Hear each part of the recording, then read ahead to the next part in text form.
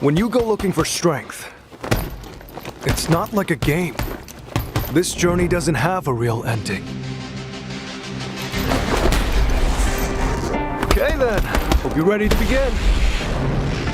If you want to start off on the right foot in this city, hit the streets.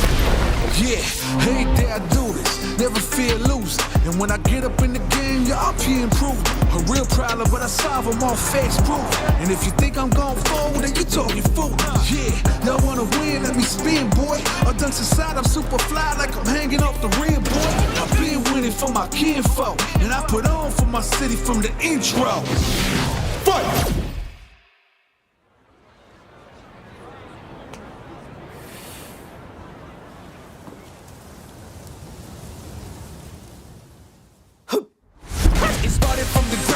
Training, getting wound up, channeling the inner self and moving up and down. Crossing over, passing around, from the time the clock and keep score. Years I never thought it crossed before.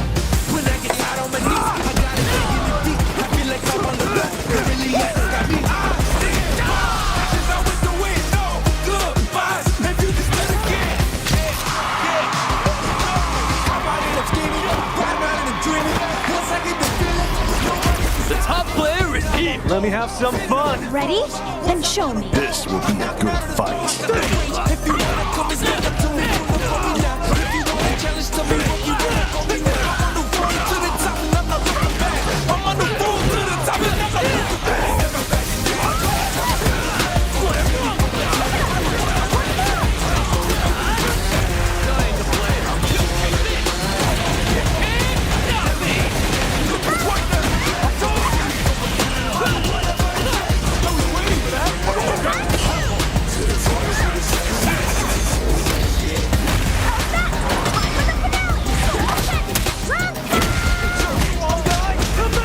This is our destiny. My secret art. Street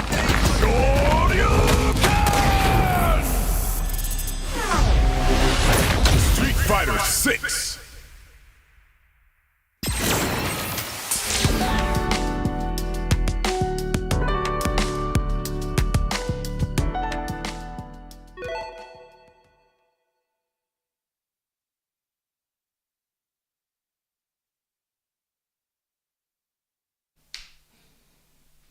Okay, everybody, and welcome back to another week of sets here on Capcom Fighters, the Tuesday show where we exclusively bring you two players from different parts of the world to play in this exhibition. And we have interviews, the pre-match interview and the post-match interview on both sides of the show. I'm going to be your host once again tonight, Jammers, and alongside me, we're going to be introducing him. One of us is actually taking a vacation. He's taking a vacation, and he just said, Jammers, I've had enough of you. Over, I've had enough of you. And that's it. We're done. But as you can see, right now I've got Street Fighter 6. We're homing in on it. Less than 2 months away. And I want to talk about it with my compadre, my co-host. When he comes up here, he will be here shortly. Yo, what's up? There he is. Good to be here, brother. Vaha, talk to me. How you feeling tonight? I'm feeling good. Obviously, we're missing Viggy. We're missing our brother. He's missing us. He's missing us. Probably more so that way, actually. Now that you say it.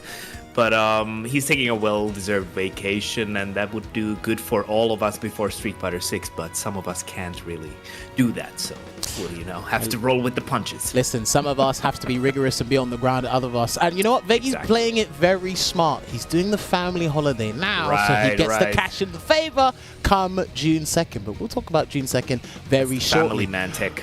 You know what? We'll talk about Street Fighter 6, but we'll do it momentarily. But we still got to keep with Street Fighter 5. Richard, roll the fight card so the people know what is going on tonight. Ladies and gentlemen, we bring you another UK exhibition. Yes, we have another young prospect in the scene with Zion Woods. He actually made top 16 in a CPT. I think it was last year, maybe the year before that. Something that not 22. many people can have in their name or in their resume when it comes to fighting games. And then, of course, we have his opponent. He is a solid Ken player. He actually produces some underrated content, I gotta say, in FGC, and that is going to be by Rush G. We're going to be talking to these guys momentarily. They are in the green room waiting. So, before I ask you about how you feel about this exhibition tonight, because these guys are waiting, I want to give you guys the run of show. The time zones have changed, and I'm the worst at time zones. I'm just going to put it out there, but the times are on your screen right now. We are going back to PDT, Pacific daytime and BST, British Summertime. I don't know why they do that. I might actually have to look this up and learn some time zones properly. But yes, right now we are doing the Street Fighter news, recapping some things, covering some stuff, and I'm going to tell you there's an open beta on 2nd of June. I probably should have said that out loud, but I'm going to do it anyway. And then, of course, after that, we are going to have the players interview, which our guys are there right now waiting for us before we bring them in and going to talk to them. And then, of course, at the top of the hour, we are going to have the exhibition itself, the first to 10 between Rush G and Zion Woods. So if you don't want to sit here for the preamble, if you don't want to hear this this chitter chatter, just please leave and then come back in about 40 minutes or so, and you guys will be ready for some action there. So, of course, Ovaha, Zion Woods, and Rush G. Full credit to you, by the way, because you reached out to both of them and you set this one up. Why did you want these guys specifically? Well, I was thinking about UK players we haven't had on the show, and they obviously popped into my mind. Recently, I actually had the pleasure of playing against Rush G on one of the Street Fighter 6 betas, so he came into my mind because of that, and I remembered he played Ken in the beta, and he plays Ken in Street Fighter 5, and I like his content. He's very like an analytical mind. He likes to make some nicely digestible content on YouTube, for example. So I really like that approach to the whole fighting game content on YouTube. Make it like not necessarily only just match replays, but like little tidbits about tech and some observations inside the game that a lot of people might just not notice. And obviously I reached out to Zion as well, because he's been doing pretty good in the tournament scene, or 13th at the CPT 22 for the UK Ireland. So obviously, and he plays a very strong character, and he's a highly entertaining player as well. So yeah. All right, interesting. Well, yeah, no, much appreciated for that, because like we said, we will be getting these guys in to talk to us before they actually exchange blows in that first to 10. But first off, we got a recap something that happened over the weekend. I wore this jumper for a special. Occasion. Something did happen over the weekend. It was Evolution Japan 2023. And obviously we want to talk about things regarding Street Fighter 5. So we do have to give a congratulations to the King of Oils, the Oil King, doing the work. This is it, ladies and gentlemen, Red Bull Oil King. We got this lovely picture of him there. But yes, he was using the Seth most of the way. He did pick Rashid in 1 or 2 matchups. But I tell you what, really, man, for someone of his caliber, he's had a very good run for Street Fighter 5, and I like that he was able to round it out. I mean, he might enter 1 or 2 more Street Fighter 5 tournaments before moving on to Street Fighter 6, but this was a good way to round out his career in Street Fighter 5, looking forward to the future in Street Fighter 6. His Seth play is phenomenal. Sometimes he makes Seth look like he has 1,000 health when he doesn't. So that's really good to see. He was actually one of my inspirations to be learning a bit more Seth. He has... Oh, yeah, you have been playing that character I've been playing a bit of Seth recently. I've spoken to Sian about the character. Shouts to Sian. He's been talking about, him having conversations, sending videos with Oil King back and forth and exchanging tech regarding that. There was even an amazing chip sequence that Oil King done in one of the rounds. I think it was against Nemo in the grand finals there with Seth, which I might have to go practice that later, actually. But, I mean, Oil King fitting for Evo Japan win, Ovar, you agree with that? I think so, and like you said, it's a nice way to round out his career for Street Fighter 5, and I think Oil King as a player has been very impressive throughout the game's history in general, and I feel like he has adapted his kind of wild or unorthodox playstyle in a very interesting ways. For example, when they touched Rashid's EX Mixer, it's been interesting to see how he's been, because I think he's one of those players who took full advantage of that when it wasn't the way it is right now. So that's one observation I've made from his game, for example. But like you said, his Seth is phenomenal, and as a spectator of the game, Seth is a very entertaining character to watch as well. So. 100%. Yeah. 100%. And I tell you what, it's amazing. Again, we got shouts to Nemo, Machabo. I think Tokido was there as well. I think Tokido didn't make the top 8, but there was tons of players there where Nemo took Gil to grand finals. He picked the Urian, but he was just having much more fun with the Gil. We had some crazy diversity of characters once again. It just shows you the position of the game, because Street Fighter 5 is actually in a very good position now in terms of being, as well. Yeah, in terms of just playing the game in general. So it's great to see. But also, just want to give a shout out to a few international players who flew out to play at EVO Japan as well. Filipino Man 17th, for example. DCQ 17th as well. Chris CCH. Zen was there as well too. Shout out to Zen. Zen was there. I was gonna mention Zen as well. Placed 9th. And it's like super impressive back-to-back from EVO Japan and Capcom Cup finals. Like, what a run. Like, that's always gonna be probably the thing that people will remember Zen from. So, you know, only can go upwards from here. Speaking but of... also, like, Punk and Just the Kid. Yeah. Lots of good players. Listen, and not only do you go to Japan for the event, but you go to Japan and have a good time. It's a great tourist attraction country, because I've been there. The last time I was there was in 2016. Damn, it's actually been so long. It's going to be nearly 10 years if I don't go there anytime soon. But yeah, if you ever have a chance to go to Japan just for a holiday, I recommend you do go. For food alone. Right, just for food alone. Keep it between us. They've got some scrumptious food. Honestly, and the sightseeing would be. I would love to see that someday. You got to be careful. Someday I will. You got to be careful about what time of year you go there, because it can be ram-packed in certain places because they do advertise. That's true. The spring, for example, with all the cherry blossom. Yeah. Speaking of going up and up, we talk about EVO. Let us not forget, I don't think I mentioned this last week or last show that we were on, but I'll mention it this time round. EVO have announced their lineup. Street Fighter 6 will be there, along with Ultimate Bonus Capcom 3. It is a Capcom title, Gotta love it. so we can talk about it here. But yes, ladies and gentlemen, you can still get signed up if you are considering going to EVO this year. I will tell you this now.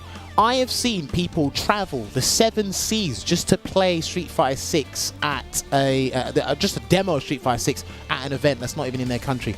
Imagine what it might do if you go to EVO. You can still sign up there. I'm pretty sure it's going to be ram-packed.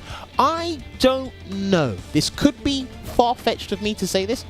I don't know if Street Fighter 6 is going to outdo Street Fighter 5 in terms of applicants, because the first year Street Fighter 5, it was 5,000. If I'm not mistaken, it was around 5,000. That was actually phenomenal. I don't think they've ever topped it since, right? Yeah, because obviously it was 5,000, and next year was 3,500, something like that. So, I mean, if someone can fact check that for me, just to double check the first year of Street Fighter 5, how many entrants it was, maybe Street Fighter 6 may get around about that number. I definitely don't think it's going to be. I don't think it's going to be doubled. Maybe 5,000, maybe 6,000, but I think we'll maybe just get under 5,000.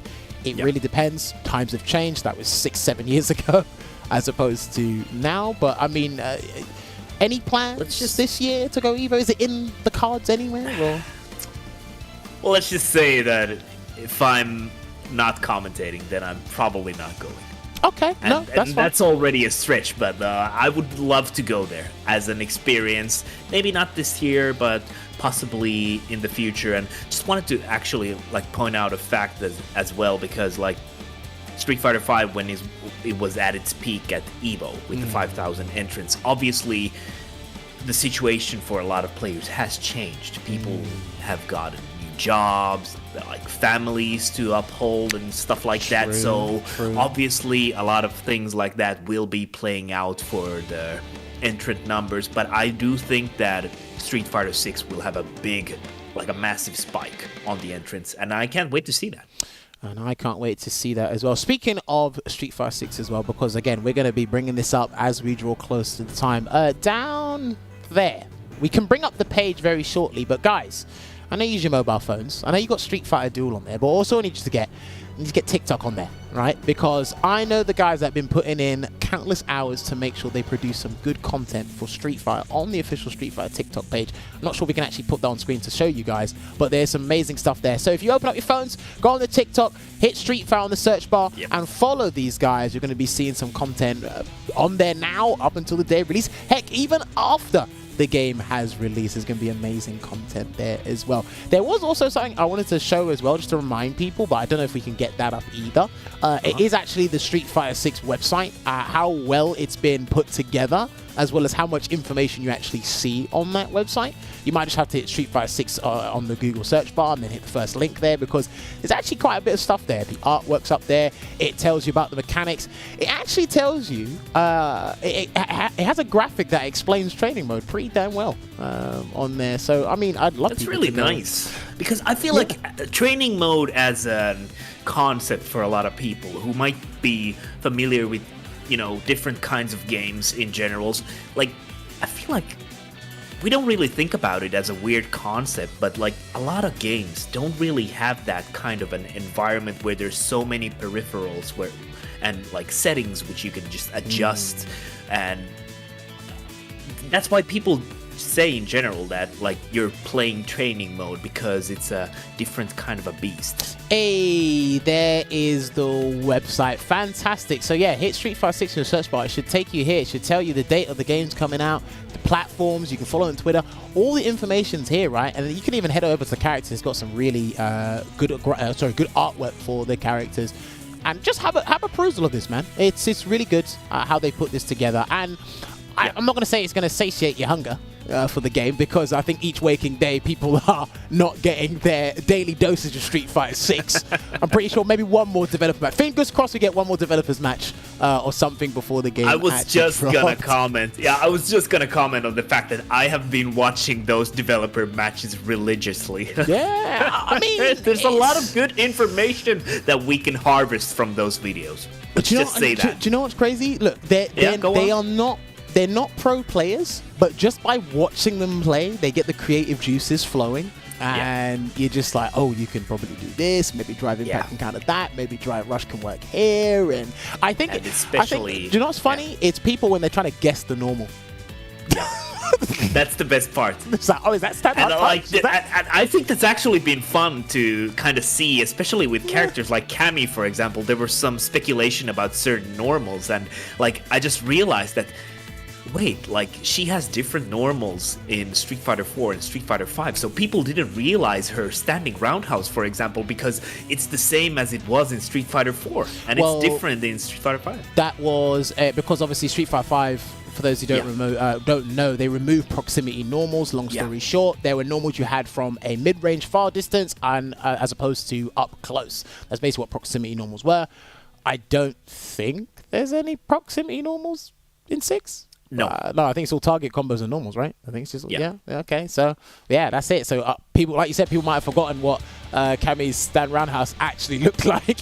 It was a damn good button. It was a damn good and button. Obviously the engine is different, so people don't see everything clearly. Like, oh, it's exactly the same, for example. So I think it's really interesting to see how people, like, especially like you said, when the developer matches have been released in the social media, people have been theory crafting about all of that on Twitter. It has been really enjoyable to read and speculate as well. Yeah, enjoyable to read, speculate, all kinds of things there. Now, we must be moving along swimmingly. So I did actually I got a cutout paper. It's technically a cue card, but I want to give a special shout outs to a guest we have here. You actually can't see him. He's in the back. He's actually helping out the production team. So shout outs to Lenny, because not many people do this these days. He's on work experience. He's actually being showed the ropes regarding how things work behind the scenes for not just esports, but just production for just like, TV and stuff in general. So shout out to Lenny for joining us. He's actually helping it out. He probably actually might take Richard's job, because Richard sometimes doesn't actually stay on cue.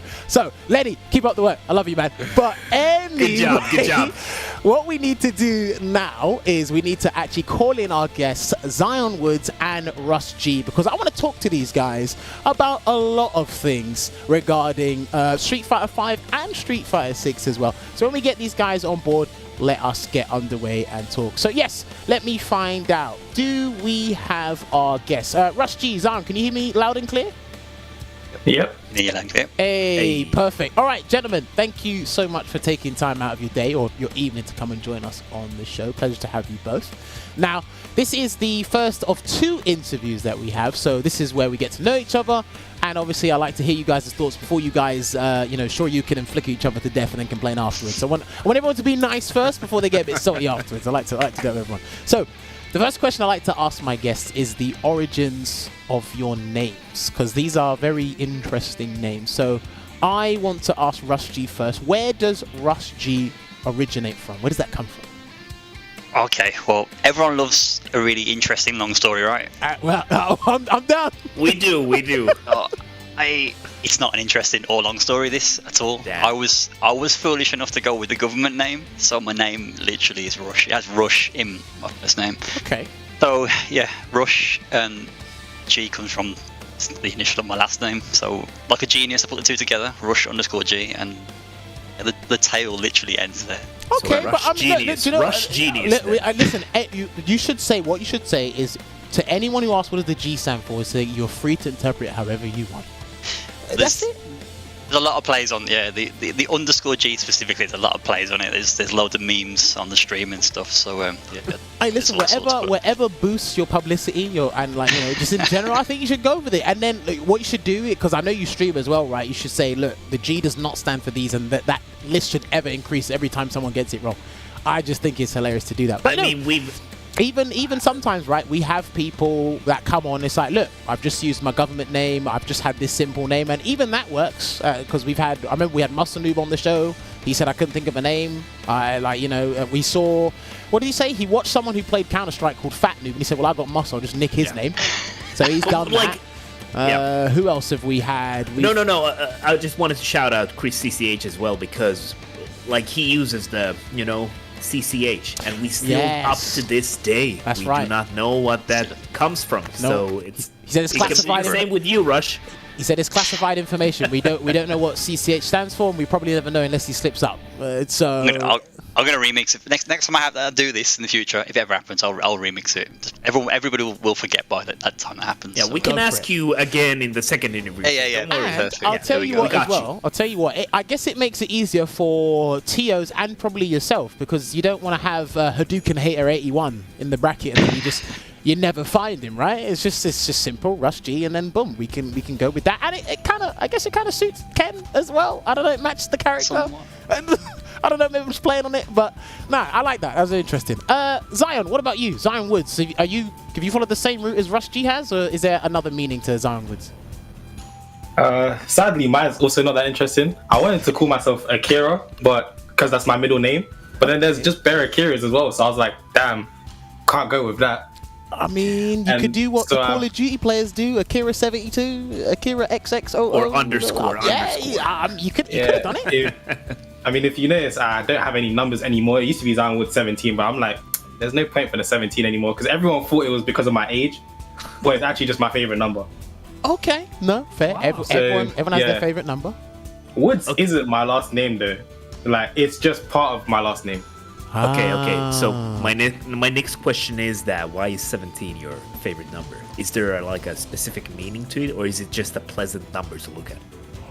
I wouldn't say. Sorry. It's a nice number, but when I played football, I still play football, but when I used to play it a lot, in a team and everything, yeah, I just had 17 on the back of my shirt.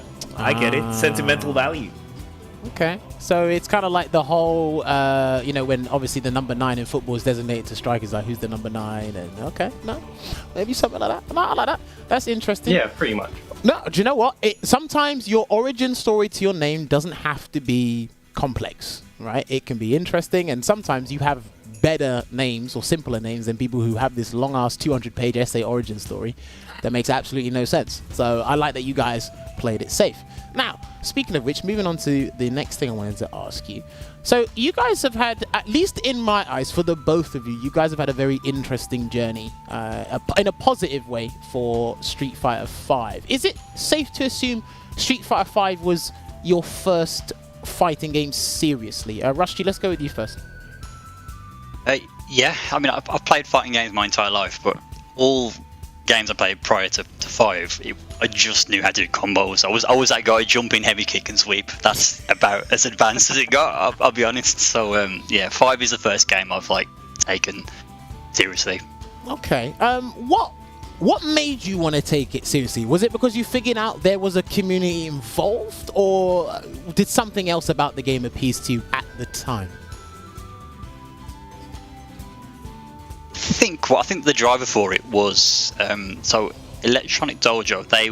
I wasn't aware of them at the time, but a good friend of mine knew them, and I didn't even know this friend of mine played fighting games. So we started playing fighting games together, and I got introduced to Electronic Dojo. They're the guys that run VSF and stuff, and I didn't know there was this online environment. This offline environment where people got together, played fighting games, and I was just like, wow, this happens. This is mad. And so there was local to where I live. A friend of mine started a small local scene. Okay. And there, I just got to know the ED guys, and it just snowballed from then. I started making videos on YouTube, and yeah, where I am now. Okay. Well, we'll definitely get onto the YouTube thing in a second. And it's interesting. It's interesting that you mentioned your friend. You didn't know your friend played fighting games. Trust me, there's some things that even the people in your closest circles you don't want to know. I'll tell you something very funny. There is a woman I've known for quite a long time, and she sees me leave the country, but she thinks I'm a salesman. I said, we'll just go with that. Like, we'll just go with that. I'm not selling anything, but like we'll go with that. But no, Alvar, you wanted to say something real quick? Yeah, I actually wanted to ask Rush about now that you've taken your like kind of first fighting game seriously. Is there like a concept or a thing that has been the most hard thing to learn for you on your Street Fighter V career? I think it's the content creation. I think content creation is, I think that's actually very demanding. It's to stay consistent. Don't I know? That's actually super interesting because a lot of people just, kind of give out a certain mechanic or like usually say something like neutral, but I think that's an actually really interesting answer, that content creation. Yeah, it's usually that. Oh, let's hold the content creation thing real quick because I want to get back onto that. Zion, what about you? Is Street Fighter 5 your first game, or you played fighting games before this? Nah, I haven't really played fighting games before this. I play a lot of games though. Like, I play all types of games. I used to play FIFA. I used to play Call of Duty with my friends. Sound just like me when I was younger. Fortnite. Oh, I did play that. Don't worry, I stay clear away from that game. I definitely stay clear from that. I play games like For Honor, if you know what that game is. Like, I've really enjoyed games, and I've been really good at them. And then I played Street Fighter 5 because, if you've heard it before, like, my dad plays the game as well because that's what he grew up on. Okay. And then he beat me. He beat me like 27 times in a row before I got a game, and I'm like, this is never happening again. So I bought the game, and then now I'm here. Nah, I like that. Now, let me ask you. Sorry to cut you off there. Let me ask you this: Do you like competitive games, PvPs, or do you? Because I know you say you play a lot of games, but a lot of the games you just mentioned there, you're playing as other people or with other people. Do you just like that competitive aspect, or is there something else? I do like to compete a lot. Yes, I'm very competitive. Okay, interesting. Figures. And then obviously he had the reality check when his dad just beat him at fighting games. He couldn't quite understand why. No, listen. You know what, Zion? You remind me of me. I'll tell you this, right? I don't tell this story to many people. My dad taught me Virtua Fighter. He taught me that years ago. I think it was Virtua Fighter 5, and he used to beat me with the blonde woman. I can't remember her name. Her name keeps escaping me every single time. And I said, why do you keep beating me? And he said, because I'm just better than you. And I was just like, when you do something with your dad and your dad says something you can't quite accept, you're just gonna go, I'm gonna shut you out. I'm not old enough to do it now, but I will do it somewhere down the line. So I like the kind of motivation you have to play these games, and it's kind of brought you to this point today. So outside of that, when you got introduced to the competitive side of Street Fighter, was it different than what you expected it to be, or was it just, are you taking things in their stride as a new experience? I wouldn't say it was different, because when I first bought the game, I watched a lot of like Street Fighter. Like, I watched Punk a lot. Okay. And I saw him play, and I was like, damn, this guy's kind of cool. Like, he plays the game really cool. So I was like, I want to try to do that. So that's why I didn't actually start off playing Ed. I played Ibuki first. Ibuki? Yeah, I like making people guess. Okay. Figures. All right. No, we're delving into the heart of the matter because you're a youngin'. All right. Why do you like people guessing? What is it about the guessing element that you like? Because seeing people guess wrong, it just means I've outsmarted you. Like, wait, hold on. Is it really outsmarting if both of you have a 50-50 chance? I think those are pretty good odds if you ask me. That's the thing though, I don't think a lot of mix-ups are 50-50, but some, like Ibuki, she doesn't have 50-50. Like, there's a lot of different options to pick. Okay. Like with her V-Trigger 2, like she's got a low, she's got a high, you can just go side switch, she's got a grab. Like, it's just really, I just like thinking of different ways to just open you up, which is what's interesting. So you like the variety of when you create a situation, you just like all the options you have, and you just like your opponent panicking because they don't know which one you're gonna pick. Exactly. Okay, I mean, but sometimes I think you've been smack bang in a 50-50, you're like left or right, up or down, grab or strike, and yeah. And what happens? So what happens when you're on the receiving end? Do you like it then? You must like it, surely. It's a bit fair. I play Ed. I got a one button DP. What are you talking about? I mean, even then, you're still guessing to commit to that decision, and when you guess wrong, don't you like that feeling? I do. I just think I get outplayed. Really? Every time? No, but do you know what? It's interesting that you class it as being outplayed when you both have the same odds. It's not necessarily outplayed, but it's just like I just like reading people. Like, you've had a good read on me. You've read the read. Like, I respect like you getting that right, and I respect me getting it right as well. Right. Okay. So why have you not played a grappler then? You literally sound like you want to play a grappler, but you haven't. Yeah. Yeah. The thing is, I don't like grapplers. But you like guessing. Why? I probably would have. I would if I played this game at the start, because I only played in. What's it now? We're in 2020. I played in August 2020. Oh, so you came from the pandemic era. Yeah. Wow. Nice. So if I played the game, I said it before, I probably would have played G, because G looked cool. I'm not gonna lie, G just looks really interesting and stuff. Yeah, But after I just found like characters I liked, so I never touched G. But playing a grappler now, it would be interesting, but I got to a point where I'm like, if I want to learn another character, I'm gonna play someone with like a fireball and a DP, because like those are things that transfer into other games. Because I like being able to anti-air, and even though I play Ed, which is funny. It's very so funny. I like being able to do all those things. Okay. And a grappler is just, you gotta take guesses. I like having the fundamental aspects of the game. I can't help but feel you've just contradicted yourself. A bit, but I don't know. a bit, but my logic makes sense to me. That's fine. That's fine. That's the only reality that matters in the end. Well, you say that until you enter a tournament and your logic doesn't. That's true. Yeah. So that's why I'm just waiting for a character that has literally everything. I mean, he's in the game, is he not? He hasn't got a command grab, but he's in the game. You can play Luke. That's what I'm saying. Like, I'm waiting until they have a command. You know, I should have played Akuma now that I'm thinking about it. He got a command grab. Wow. Raging Demon's cool. Okay. I mean, it's a very, very high investment command grab. Very true. Listen, it can win you the games, and there's probably 8 different ways into it, and your opponent will panic each and every time because they don't know how. Exactly. Now that I'm thinking about it. Oh man, that's brilliant. All right, let me go back to Rush, because it's something I have always wanted to ask Rush. Rush, what was your main incentive to produce YouTube content? Because coming into YouTube, it's a commitment now. It wasn't a commitment back probably 10 years ago or so. But one of the biggest things about it is being consistent. And I think the content that you produce is it's got a very interesting perspective of being consistent. So what was the initial motivation to get you into YouTube content?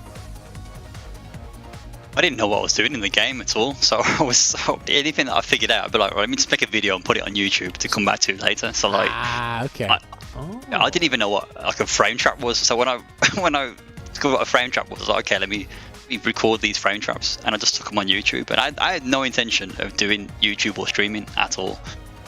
It was for my own benefit. Yeah. So is it safe to assume, because I know someone who done exactly this? Was it safe to assume you kind of archived this for yourself? You kind of documented this for yourself, and you didn't necessarily unlist the videos. You just put them out there, and it's like, right, this is my process of learning the game, and I'll just let other people see it as well, because some people may be on your similar skill level, maybe a little bit lower. They like the way that you interpret the game and how you take notes. Is it safe to assume that you were kind of documenting your journey, just putting it on YouTube? Yeah, you could say so. I mean, I was conscious. I knew that they were public, but I just assumed nobody would watch them. Just put them out there, and it's like, yeah, you'd they're be there. very surprised about how YouTube works, my friend. A question actually regarding that. So, did you at some point just notice like a breaking point where like the algorithm started treating your content differently? For example, did you have like a certain time frame where you noticed that, okay, I'm getting a lot more traction right now? Not at the beginning. I used to get like comments here and there and questions. But where it kind of, I don't want to say blew up because it hasn't really blown up, but where I got a lot of views was where I was clipping things that I hadn't seen with Ken before. I noticed if I took snippets of sort of clips on YouTube, some of them got more views, like a lot more views. You'd actually see the views just, they'd start off slow and then shoot up in a matter of hours. Yeah, and I was like, oh, okay, it's interesting.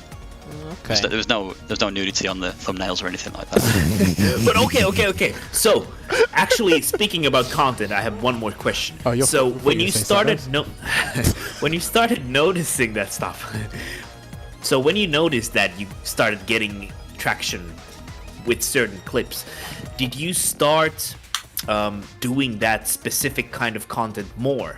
Where you like kind of... Did you feed into the algorithm basically? Yeah, did you feed into it where you like, okay, so this is what people are interested in, let me do more of this, or like...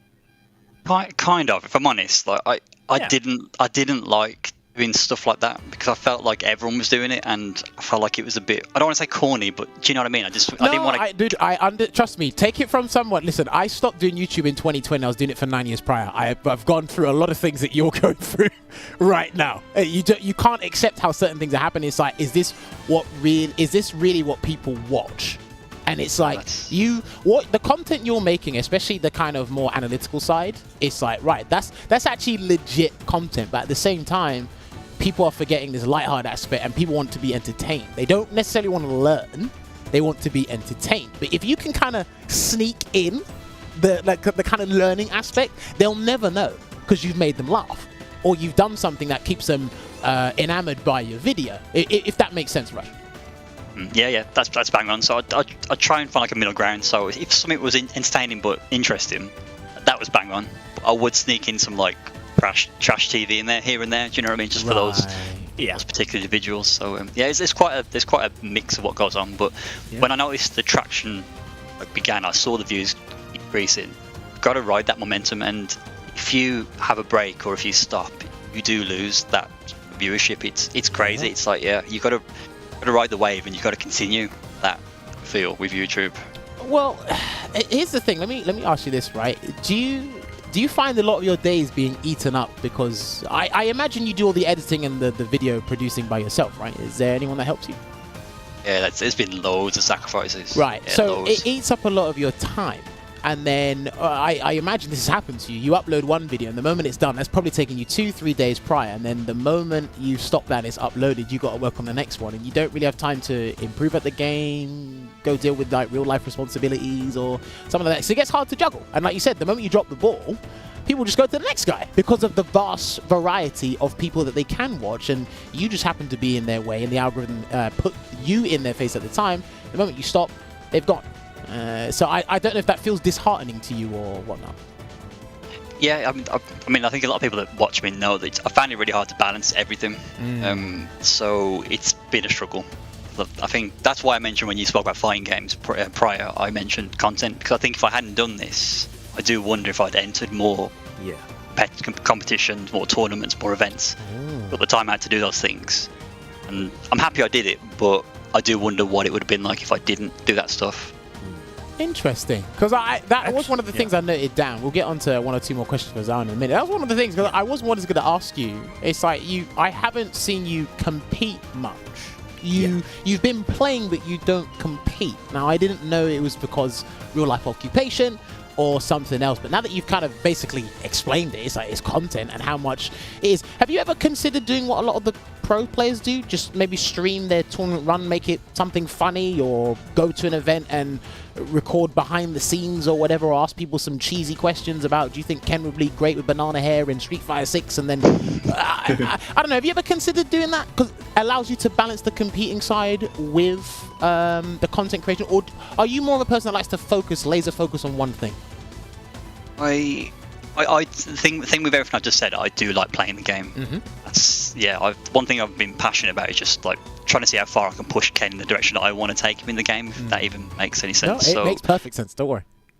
So I've still been playing the game actively and just doing my thing. So the main reason why I didn't enter many events is I just couldn't fit it in. So like on the weekends I have my kids, and that's the main reason why I didn't enter any salt mines on the Sundays. Right. Yeah, I used to enter Cross Moon used to run the online local. It doesn't run anymore now, and that used to be like a Saturday afternoon. That was okay for me. I could fit that in around like life and stuff. But I mean Senza as well. Senza runs new challenger events on Friday, and Friday, I mean literally as I finish work, event pretty much starts, and the kids are here, and it's difficult to juggle all this pretty much. So I really wanted to enter the World Warrior. I thought to myself, it's, you know, I'm at a level where I feel like I can compete somewhat. I really want to enter them, and I couldn't make many of them. So fortunate, I was a bit gutted about that.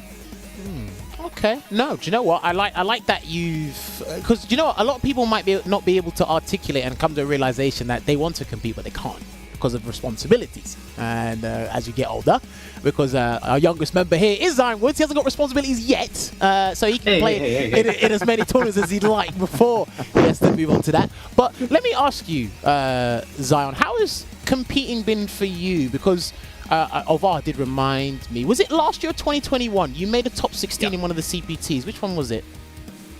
It was It was the one that Forfils won the second time. So I want to say 2022. Okay, I think it was that one. Now, I think you beat Broski along the way.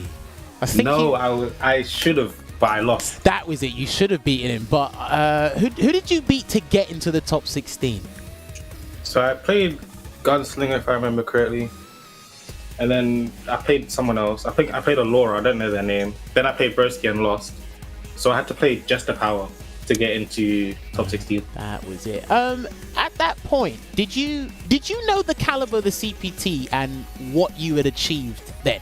Because making it to top 16 and being on stream to compete against some of the best in that region is not something anybody can do in their respective region or just in general. So how did that make you feel at the time, when you done that? I actually felt pretty good because, funny enough, I actually entered the tournament before that as well. Mm-hmm. And I went 0-2, but I lost to people that were not better than me, like 100%. I was just very nervous. Oh, wait. A lot of people make this mistake. Why don't you think they were better than you? You don't have to tell me who it was. Why don't you think they were better than you? I don't even remember who they were. That might be your ego kicking in right now. It's not even that. It was just a long time ago. So okay. like, I just felt like I wasn't playing how I usually play. Okay. And I took less risks. I done bad on defense, and I just went out before I knew it. And then I was really upset. I was on the fence with my dad. I was like, Dad, can't lie, I'm not playing this game anymore. Blah blah blah. I was just complaining. Didn't play the game for a while, and then I was like, I gotta stop like crying about the game, and just actually try to get better so that doesn't happen again. And then now then the next tournament I entered was the one where I made top 16. So as long as my mindset going into that tournament was do better than last time. No, I like that, and then, honestly. I actually have one more question for Zion. Go for it. Obviously, you haven't played the game for a very long time compared to like some of the other people around, but do you have like a specific reason for your success and like rapid growth as a player? Do you have like sparring partners that you play regularly, kind of discuss the game with, or did you just, you know, watch a lot of content, or do you think it's like some specific reason? Do you have like a specific way to train or something like that? I think there's a few reasons why I've like quote unquote had big success faster. So at the beginning, like I said, I watched a lot of Punk. I saw how the game was played at high level. Mm-hmm. So then I'm able to pick things up very fast, in my opinion. Okay, so you are a fast learner then. Is it safe to assume that? Yeah, I would say I'm a fast learner. Okay. And then the other reasons why I would say I've got big success is because I don't like losing. Okay, yeah. So like whenever I lost, I'd be like, cool, what happened? I'd note what happened and I'd get better. That's why I'm actually, funny enough, I played when I first hit Diamond, I played Rush G a lot and he smoked me like all the time. Ooh. And I'm like, yo, this has got to change. Like this is hurting me. I was like, this got to stop. Like an encore, right? So I was like, cool, I gotta I got to just play it. And then I was also on his YouTube, and he's said that I improved a lot faster than he thought I would as well. Because I remember the conversation because it was just nice to hear. But with the sparring partners bit, I actually don't think, I wouldn't say I have sparring partners. There's people that I would like to play a lot, but now that the game's like in the dire stages and no one plays it more because there's no tournaments, there's no one to really play with. All right, let's. Oh, we're gonna, because we are short on time. Right, give me 4 players that you've wanted to play in this game. Can I include it? Yeah, Can I include international as well? It could be international. Give me 4 players that you. Okay, let me rephrase it. 4 players you want to play in Street Fighter. Any 4 players. I really want to play. I want to play Punk. Okay. I would like to play. I'm trying to think outside of Europe because I've played some of them as well already. Okay. So I want to play. Punk. I want to play Idom. Okay. I would say. Who else? I would like to play Daigo. Okay. Yeah. And then I also want to play Koana. He wants to uppercut Daigo, that's why. You want to play Koana as well? Okay, interesting. Yeah, so I think Koana is very good. Nice list. Nice mixture. All right, here's what I want you to do. I want you to note this down somewhere. In Street Fighter 6, somehow you're going to try and fight all 4 of those people. Somehow. Don't care how long it takes. As long as the game is active and alive, you will find a way to try and face them. Even if it is you have to sub to Daigo's channel to get first to 1. I will buy his book. Something. First in the lobby, baby. I bet. Listen, we'll see how it goes. But right, gentlemen, we are short on time, so I've got one last question to ask you before we get you guys set up in this lobby. I like to ask this question because someone might surprise me in the process of this. So, Street Fighter 5's been out for a long time.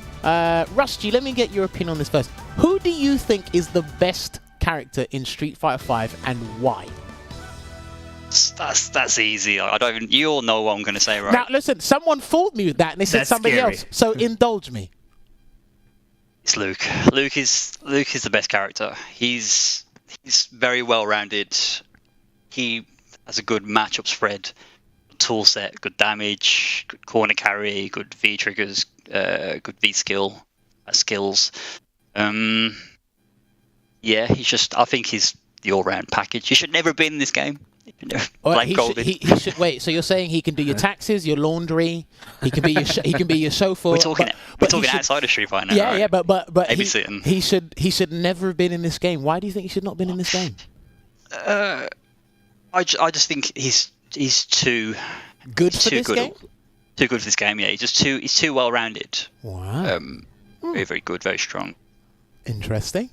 I think you're the first person who's articulated that way. Everyone expresses their disdain, but they said, I don't think you should have been in this game. You should have just left him in 6. That's interesting. Zion, what about you?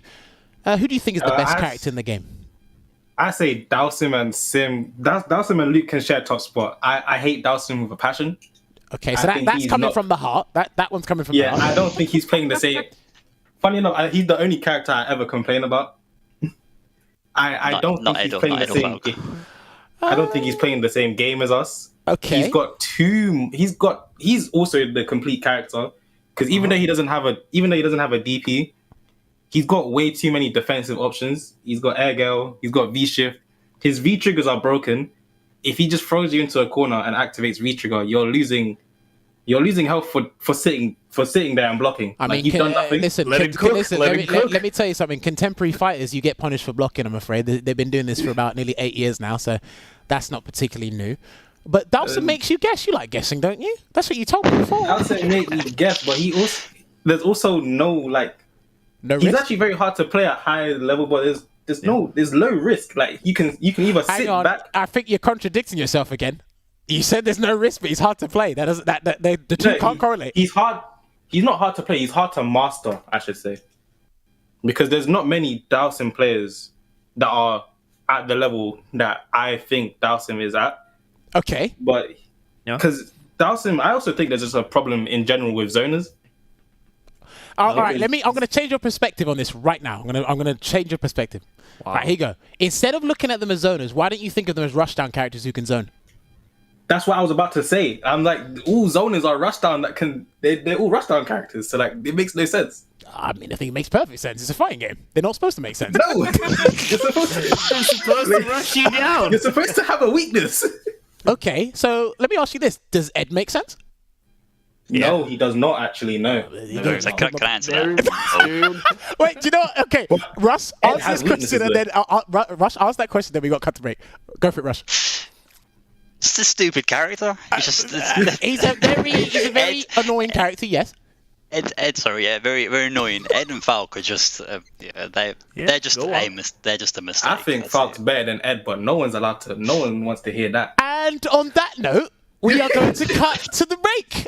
When we come back, I'm going to get these two in the lobby. We're going to continue this conversation after the first to 10. I don't want to keep you guys waiting any longer. So, ladies and gentlemen, give us 5 minutes, and we're going to get these guys in the lobby for this first to 10.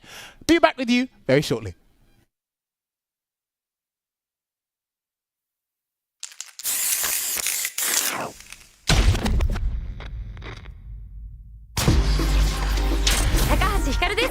よろしくお願いします。さあどっちが勝つんでしょうか。心理戦にも注目していきたいです。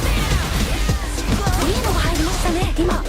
いいよいいよ。いやー頑張れ。なんかこっちが緊張する。いやーここ気が抜けないですね。出た SL 技。おおしっかり倒しきりましたね。どっちが勝つのこれ。いやもう頑張って。うわこれは痛い。いいんじゃないですかこれ。いけそうですよ。この場面でいい感じに溜まっております。ゲージがなんかもうすごいことになってるよ。決まっちゃいましたね。最高の試合でした。いやもう2人とも天才すぎ。お疲れ。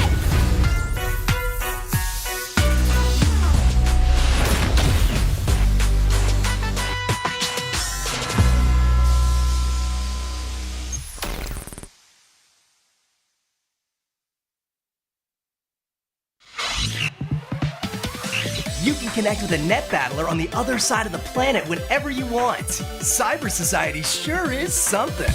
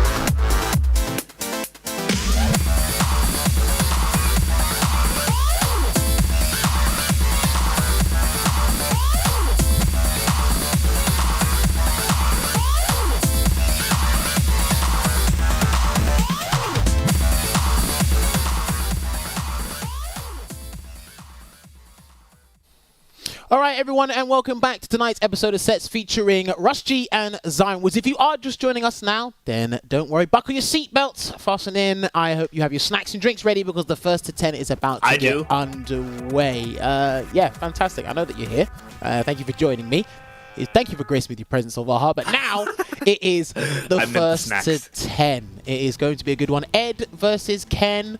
The Ken Nation. I see Rushy has a couple of fans in the chat as well. I see Muscle Noob in the chat as well. Shout out. But let's not forget, man. Zion, again, I found it very interesting. The people that come from the lockdown era. We had Snowboy before. We've had Ending Walker. We've had, obviously, Zion's here as well. We've had multiple people.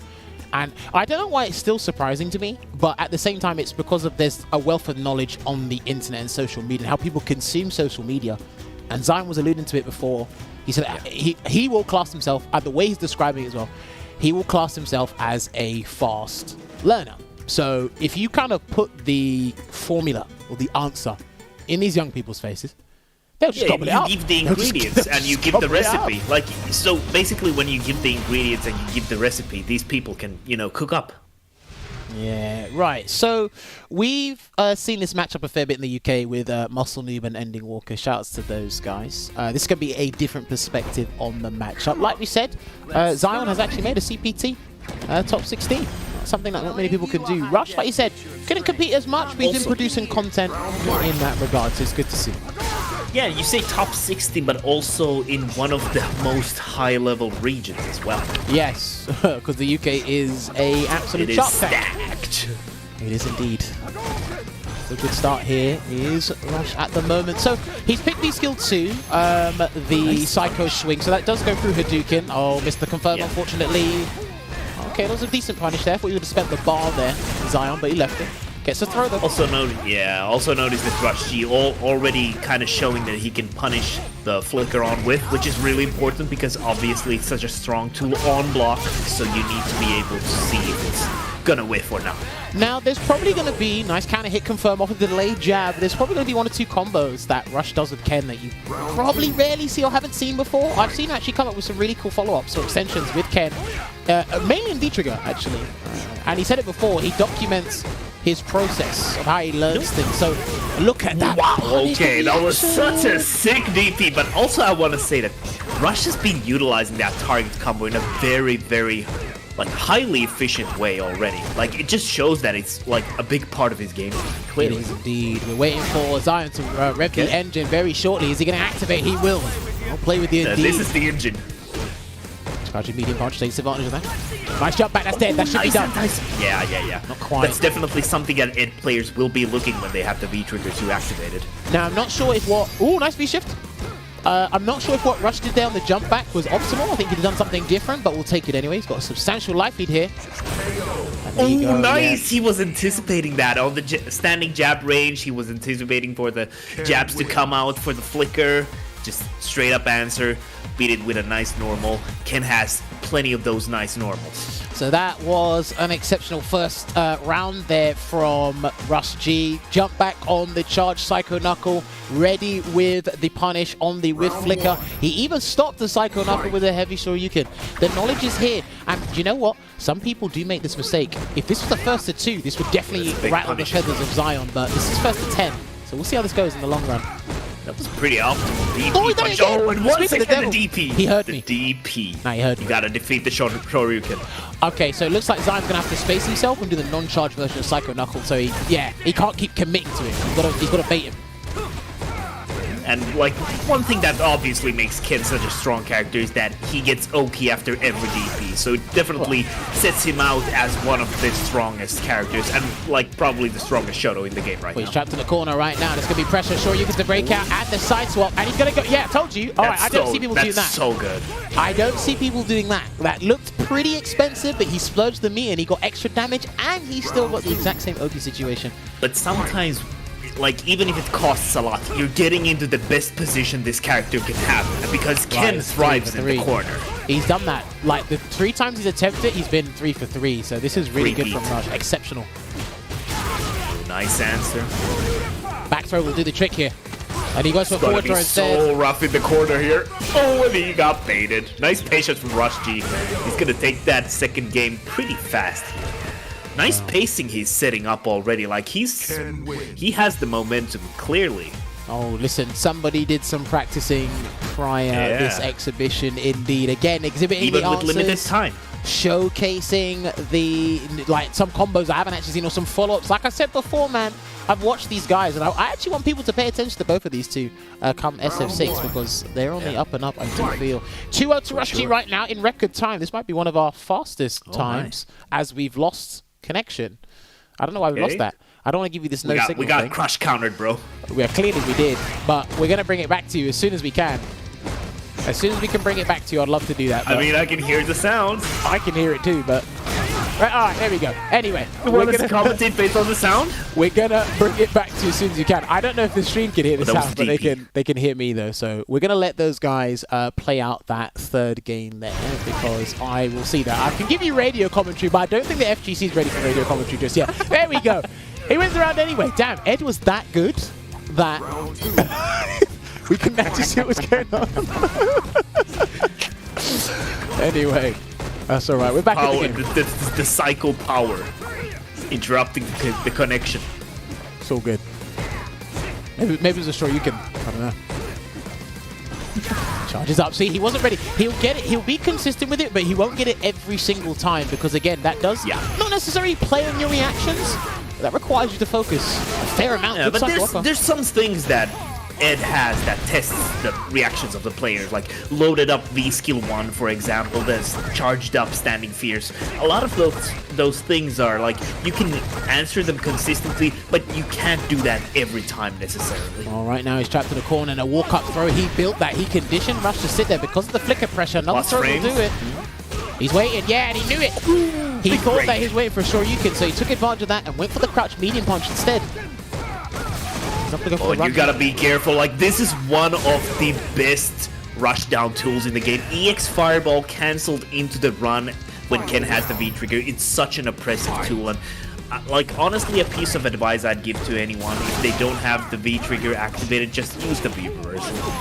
Well, here's the thing. You're looking at some of the most aggressive characters in the game. Yeah. So they're both like fighting fire with fire, no pun intended, essentially. Against the target combo, still gets hit with the Psycho Upper. I think he's only blocked one so far, Rush G. Oh, these guys are letting the reversals fly. Fists will fly at this location. There's a EX Psycho Knuckle extension. Good tech there from... Oh, nice. Rush, but to no avail. So that's going to be one game on the board for Zion. 2-1. We weren't going to see a runaway 3-0 there to kick things off. I mean, that's really good for Zion to be able to get that important win after 2 losses, because 3-0 is already, like, it feels like, sometimes it feels pretty insurmountable. Obviously, it's a longer set, but, like, when someone really gets a number early on in you, it's gonna demoralize you no matter what. Depends on the character, depends on the player. I've seen people come back 10-9 from a 9-0 deficit. It's possible. I love those. Well, it's embarrassing for the guy that went 9 up, but it is doable. Gets the extension in the corner, delay, that should be stun, yeah. He's not going to build the bar for 1 bar, but he can get a meatless extension here. Try to go for a reset, sneaky. A back dash from the corner, giving some space to Rush as well. Oy. Oh, and just... Tried to get a turn there after the blocked flicker, but no avail. Zion was ready. Well, Rush G's trying to mix things up, right? He was blocking before. That's good. That's actually really good. I think he's checked things with the light kick prior that as well. So this time he tried to sneak in a dash, but you got to anticipate the dash pretty much 9 times out of 10. I mean, I think that's a really smart way to try and tackle the flickers, because, like, obviously Ed is minus, but you gotta be able to learn how to try and challenge with a dash, or, you know, try and stuff with a button. He's not dead. He's spending the bar. I don't agree with that bar spending, but I guess he wanted to put him at one guess for the game, because that could have gone south immediately. But you know what? Shoulda, woulda, coulda. It's 2 apiece right now. Great response in what Rush did with that 2 quick games. Ed, immediately. I mean, Ed in the corner with the crouching medium punch cancelled in the flicker is like just bulldogging you in the corner. It's such a hard thing to deal with, especially with some characters. Like some characters obviously don't have the tools that Ken has, for example. So it's like even more oppressive in the corner. I mean, you talk about Ed's corner pressure. Ken's got some pretty strong corner pressure as well. Sure. I mean, I think we speak in, well, people like, you know, lament about Ed's corner pressure more than Ken's nowadays because you see a bit more of Ed, but I think it's No on a lies similar detected. level. Oh, and he pressed the No target lies combo. Delay pressure. No, baited him. That's what we were talking about before. Bait from Zion. This is exactly what we were talking about before. He sees this, so he's reacting to the start. He's not reacting to the movement necessarily. Back to the startup. I guess he really is a fast learner. Back throw. Takes you halfway across the screen. That's not going anywhere for another 7 years in Street Fighter 6. Here comes the guard break. Oh boy. When's he going to release You're gonna see a Shoryuken? lot of those, my friend. When's the Shoryuken coming? That's the question. One more. We still got one more left in the tank. You can still bait him with the last. No. Pressure with the Punch goes for a throw. Rush doesn't quite have the V trigger and just gets smacked in the face by the standing fierce there. Interesting. Because he's been putting himself in the right position to do the jab flicker from the because he'll do the medium punch flicker first, and then once he's got Rush G to block, then he'll walk a bit closer, encroach on that space, and then he'll do the jab flicker, and we'll work from there. That's when he can really unleash the throw, the crush counter stand fierce. He'll go for a knockdown there though. I like how Zion is also using the charged spears to try and get out of the corner. That was a really nice super from Rush. Good choice. He wants the damage. He wants the corner as well. Is he going to double dash throw? Is he going to respect that cycle up? Yes, he did. Yes, he did. There you go. He respected it. I think he did the jab meaty anyway, but he was conscious of it. And at that point, Zion only spent 1 bar, and he knows he's going into a final round here. There's a lot more work Rush G had to do to get that last round then. Yeah. Zion would have to do to close up the round. Ooh, no punish there. Unfortunate for Rush. That stand. Ooh, that was such a good DP. And I guess with the positioning that Rush G's put himself into, that buff that Ken got, what, back in 2021, I think it was, the Shoryuken extension hitbox, that helps this kind of playstyle a lot more. Yeah, it does. There were a lot of Ken players that tried to utilize that stuff before the patch, but after that, they've been thriving. Uh-oh, activate, I'll play with you, Dean. Can he sneak in another throw? He tried. I'll play with you in the No, corner. he missed it! Oh, He missed it! Yeah. Oh, he did the hard part! He might lose the game! You are definitely losing the game. You are going to hit me. Psycho Barrage. There you go. Oh, yeah. And that's going to be the game. Sometimes it really does surprise how this character can dish out so much damage. He did the hard part there, Rush. He got the counter hit, crouch jab into the low forward. Maybe he tried to input fireball and then did the super, or if he tried to do the super, might have had a little bit of a hiccup there in terms of maybe because you know sometimes people get the hit and then they don't register until. Yeah. I think it was like he was already dialing in the hit to cancel from the super. That's how I interpreted it anyway. Alright, so it's 3-2. Damn it. You know, Rush could have taken the lead there. How is he? He got 3 games on the bounce from a 2-0 deficit. Now, this is top 8 CPT tournament play. What a comeback this would have been. Love to see it, though. Anything can happen at this point. Right, now they're playing in that mid-range. They're trying to get their crouching medium punches and crouching medium kicks to connect. And Rush is getting a bit impatient. I just want to give a shout out to Ed's standing medium kick. One of the best anti-airs in the game, also works in the neutral fantastically. It was an overlooked anti-air. I'll say that much. Yeah, that's true. For a long time. Well, it's here to stay now. No backsies. It's very cursed sometimes. All right, nice buffer. All right, he's just going to let him escape from the corner. No V-shift there from Zion. He wants his Ultra Snatcher activation. Here it comes. And he tried to interrupt. He might have tried to do a Shoryuken there because there's a gap. There it is. He's going to do the side switch here. Smart play from Rush. He's got to wait. Corner. Take the guard break. He's got to wait. He has to wait. Yeah. Take another guard break. Now he... Oi! Yes! So good! Not just enforcing the mix-ups when you're up close, but also as an engager there. The EX fireball into the run. That's a big risk though, because if you fully charge that, because you're reacting to it, you could get hit, counter hit, unscaled damage straight to the corner. So I like the answers there, but that's a huge risk from Rush G's end. High octane gameplay. What? My man just slumped him in his face. I mean, everyone has a plan until they get punched in the face. You're damn right. Psycho swing straight to the corner. Shoryuken. These guys are slugging it out and they're not blocking. Throw. What's it gonna be? What's it gonna be? He's dead? And that's gonna be dead. Wow! At the last hit there. Wow. Nice. Optimized, would you say? Yeah, well, I can't agree more with that, but it's like, I think I do misjudge Ken's heavy Shoryuken when he's in V-Trigger 1 a lot of the time. I think it's not going to KO and it does. It Shoryuken as well, I misjudged that.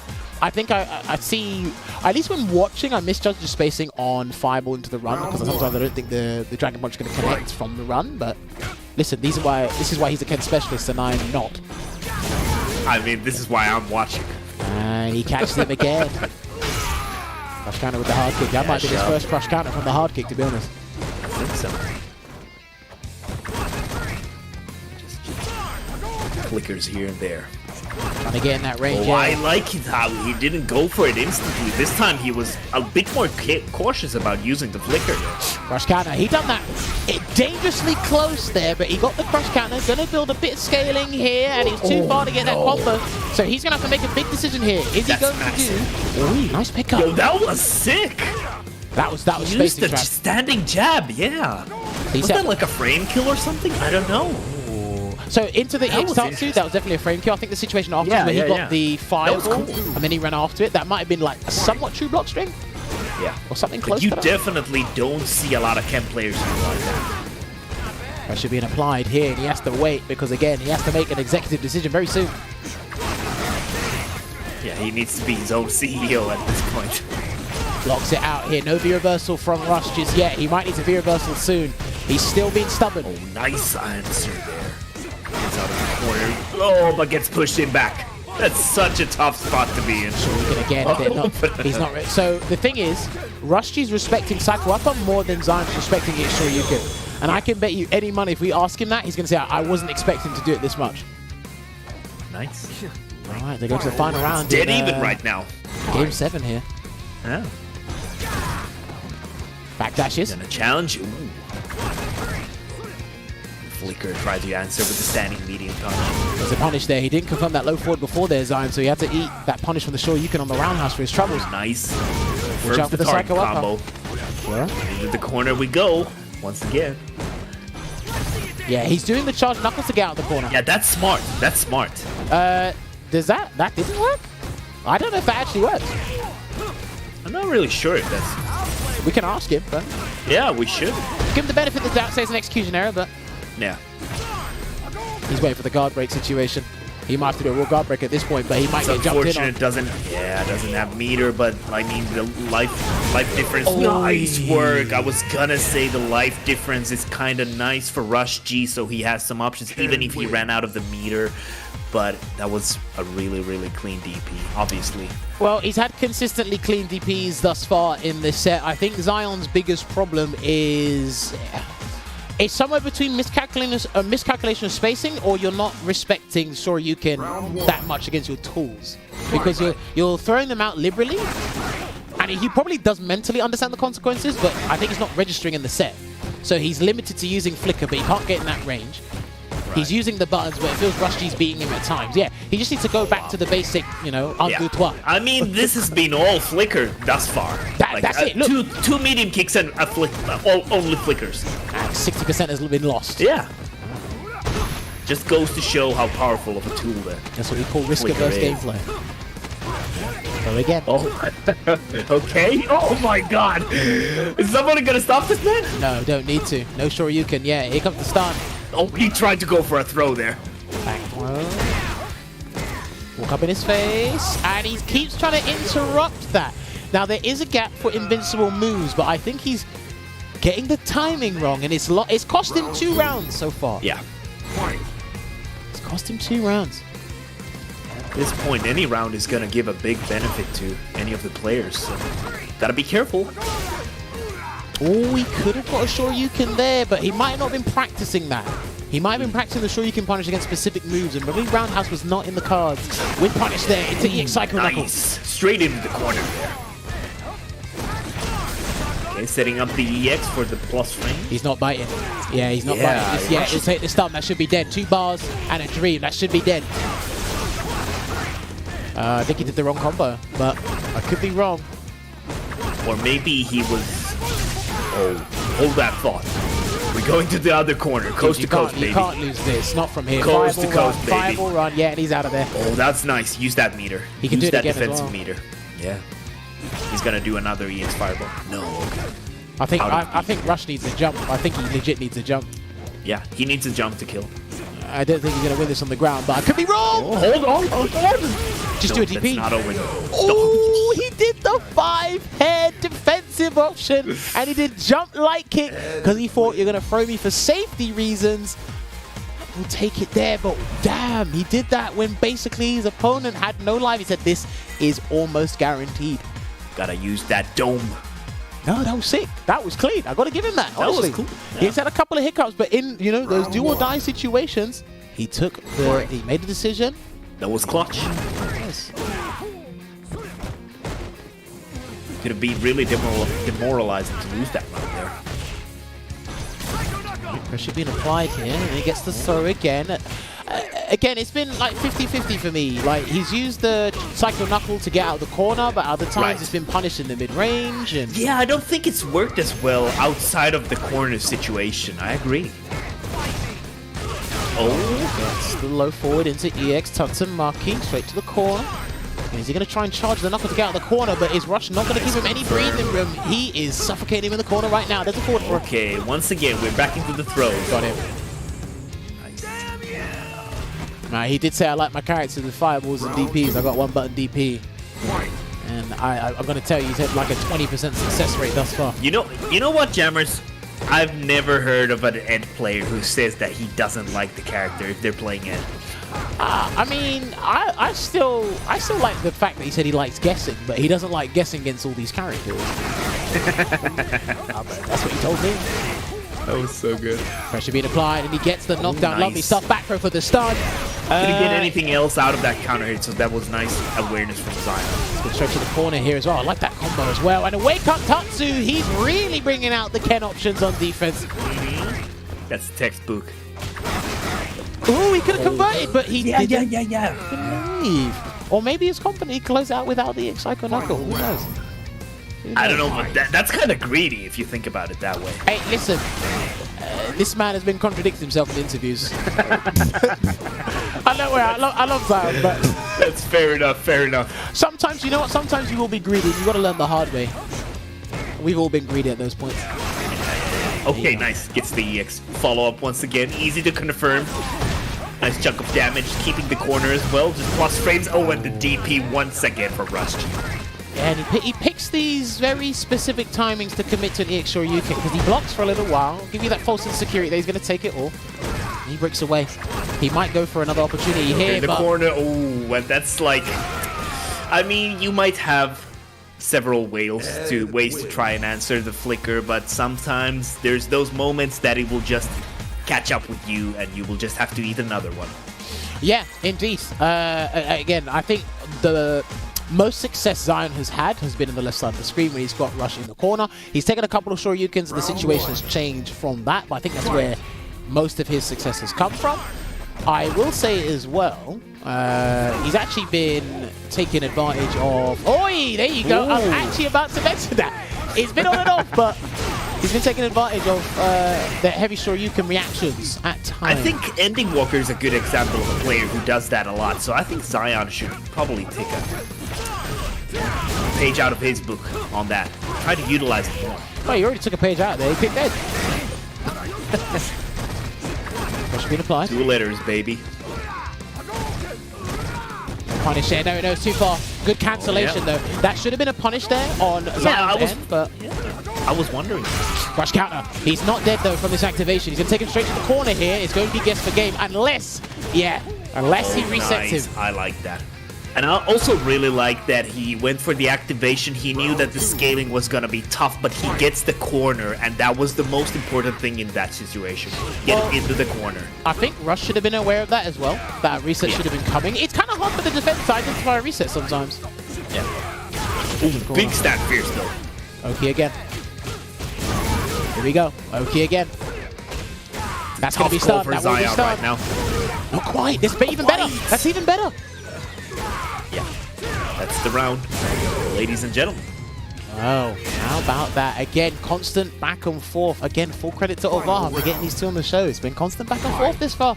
I mean, this has been like Zion did tweet that he was gonna try to be as entertaining as possible, and I think he's already succeeded in that. No punish there. Again, some people do slightly misjudge the range on Ed's standing hard kick. He gets a counter hit conversion into the psycho upper from the stand medium kick. Dash. Yeah, he's gonna wait. He's gonna wait again, and he can't keep waiting like this. A couple of throws might take him out of the game here. There's one. That forward medium punch in the corner can be so oppressive if the Ed player is good at mixing up their options. Is it Constantly guessing. Go forward. All right, there we go. One more hit will do the trick here, and he takes it with standing medium punch. And there you have it. Taking the lead. Okay, 2 wins in a row. Yeah, there you go. Yeah, well, okay, we got more than the 2. Well, we might get more than a 2-win streak again, because obviously Zion came 3 back on the bounce after that losing 2-0 here. Now it's on Rush again. The rally of adaptation here. Again, Rush has shown basically has exhibited all the answers, or the majority of the answers. It's you have to jump pick and backs choose on the fears, stuff like that. Okay, there's consistently punishing something, and there's picking when to do it, because you kind of want to let your opponent know or feed them false intelligence. Yeah. So think they can go back to doing it again. You're not ready to react with it. It's easier said than done. Easier said than done, but exactly. Hard kick again. Let's see what happens. Yeah. Okay. The heavy buttons are starting to catch Rush G now because he's not using flicker as much right now. Yeah. I feel like the flicker strategy has definitely been the best, most successful one so far. Well, it's the safest one. Yeah, and the safest one as well. Backs away and he tried to challenge that, and he's going to take big damage for this. I wouldn't even take this risk if I were you. And he did! One second, this guy. Nice, it goes for the EX. DP is, oh sorry, the Tatsu. I gotta say, right, there's a sense of danger in life, there's a sense of danger in Street Fighter. Right now, Zion is not showing any sense of danger. It's like, is it, like, I start doubting myself, like, is it even dangerous if it lands every time, man? Listen, that philosophy does work in certain aspects of play. It's not quite consistent all the way. It's not consistent, yeah. But that's the mentality some people play with. Listen, they're just here to have a good time. I mean, that's the best attitude you can have. Life is a once in a lifetime experience. You get no runbacks in that. Might as well enjoy it to the fullest. Wow. We're getting really deep. All right, here we go. Into the EX Tatsu. Oh, he tried to do it again and he missed it. That has been costing him a lot. Like, you should be really careful about trying to challenge that with specific tools. Jump back seems to be a pretty good option, but I don't know. Now notice there, this is where it's going to get interesting. So if Rush G mistimes the Shoryuken punish on the charged Psycho Knuckle, he might be scared to do anything when Zion does low forward into Psycho Knuckle, or sorry, Psycho Upper activate, because he's worried that he might get it wrong. He's been consistently getting it wrong until he regains confidence in the blink of an eye. Oh yeah, and now we're going to the corner with the crush. Watch out for the upper again. Watch out. Okay. A lot of meter for Rush to use as well. The EX Fireball, so for example, that's very nice. Here we go. Shoryuken, jab throw will do the trick. One throw, and yeah, there you go. That's such a good option. It's the same with the EX Psycho projectile from Ed. Like, it's the same situation. Like, it's such an oppressive corner too. Like, the cross frames, like, it's such a good round ender as well. So, one thing that I got to give credit to Rush G for, that situation there, light kick into EX Fireball happens with his V-Trigger version as well. There's a gap in between that, so it is a frame track technically, because the Fireball leaves in plus. You could have V-shift there to punish, but because he had no health and needed the V-Trigger to come back, he wasn't going to give it up, because I think Zion pressed the button there.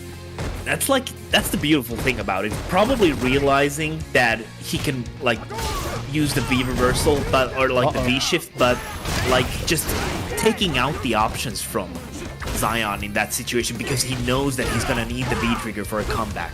That's smart. Go for the back throw there, and he tried to bait something with that jab, or maybe catch him off guard there, and he takes a turn though. Do you know what? That situation has happened multiple times and nothing's happened on his end. He took a risk there. And he gets Oki from that if it hits, so... okay, he's gonna get a nice combo from this as well. What a juggle. Sick. Play with the I like that activation as well. Alright, closing it out there with that round. Again, he's got 1 game up. Can he make it that 2-game buffer here? Or is Rush G going to try and make this equal once again? Dash up from Zion, feeling feisty. Oh, he jumped. He didn't commit. He didn't commit. He could have got a clean jump in there, but he already had EX Tatsu in his mind. Okay, as well from Zion, gets the corner. Straight roundhouse healing as well, Rush G. Back throw again. He missed EX Tatsu. That was EX Tatsu, and he didn't get it. Forward throw. Oh, the delay from the walk-up! And he said counter hit, so he might have done a double jab instead. Oh, what's gonna happen now? Oh, they both activate. Fireball run is coming. He's got it. Yeah, he has to back up to do it, but he has to take the guard break instead. Is he gonna break away from this, or is he gonna save it? He's backing away. Gonna do a DP. He can't handle this, Olvaha. Yeah. Oh, he can't handle it! I did say that. Is it gonna be the DP? It was the DP. Rush G has been wearing his cards on his... Damn, that was insane. Final round in this next game here. 7-5 is different to 6-6. I can tell you that much. Max away. Look here into the knuckle. It's straight a big to the corner. breaking point for Zion. Is he going to take the 2-game lead? He's going to jump into the X-Touch at the corner. He has to jump into the X-Touch at the corner. He's not going to do it. Yeah. You need to pay the toll. You need to pay the toll. He's not going to do it. He's not going to do it. He's stunned. No. He's not quite dead yet. One more guess per game after this. Oh, that's so impressive. And that was the same stuff that Rush was doing to him back a few games ago. And Zion giving it back, he was like, okay, payback can be a mother. Well, it can be a McFlurry indeed. But you know what? He's been caught out by that reset situation a few times. I think, is that the first time we've seen Rush G flinch? Is that the first time we've seen him flinch with a throw tech? Not a button, a throw tech. Can't quite remember. Oh boy. I can't say for certain, but it definitely looked like that. Let's see what happens. Was this the turning point, or will Rush be able to keep the package tight? We'll see. He's had good moments. I think it's just when he tries to build on his momentum and how he's executed his punishes, he kind of trips over his shoelaces at times. Does that make sense? Yeah, it definitely does. Stumbles on the finish line. Someone said he just pressed 2 buttons and he uppercuts. It's not fair. My friend, life's not fair, but here we are. Oh, nice cross cut. That's probably the best way to sum it up, man. Life's not fair, but here we are.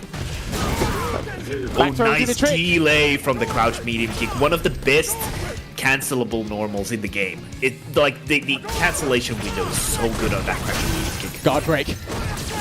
With the reversal. He hasn't been doing that enough. He's done it, but I think he's not confident when he can just let it out. And wow, okay. Honestly, I'm like, that's impressive that he decided to go for that in that moment, because he had a huge life lead, no resources on Zion. He went for the DP anyway. Ooh, cross counter again, and he's going to be straight to the corner. Remember, these guys, you're looking at the characters with some of the best corner carry. All right, Sand medium punch. No buffer though. Fireball. Nice. Swing again. Can't do that. Yeah. It's 2 buttons, man. Plus frames. Nice answer with the target combo. Take throw as a counter hit, so he got it delayed there.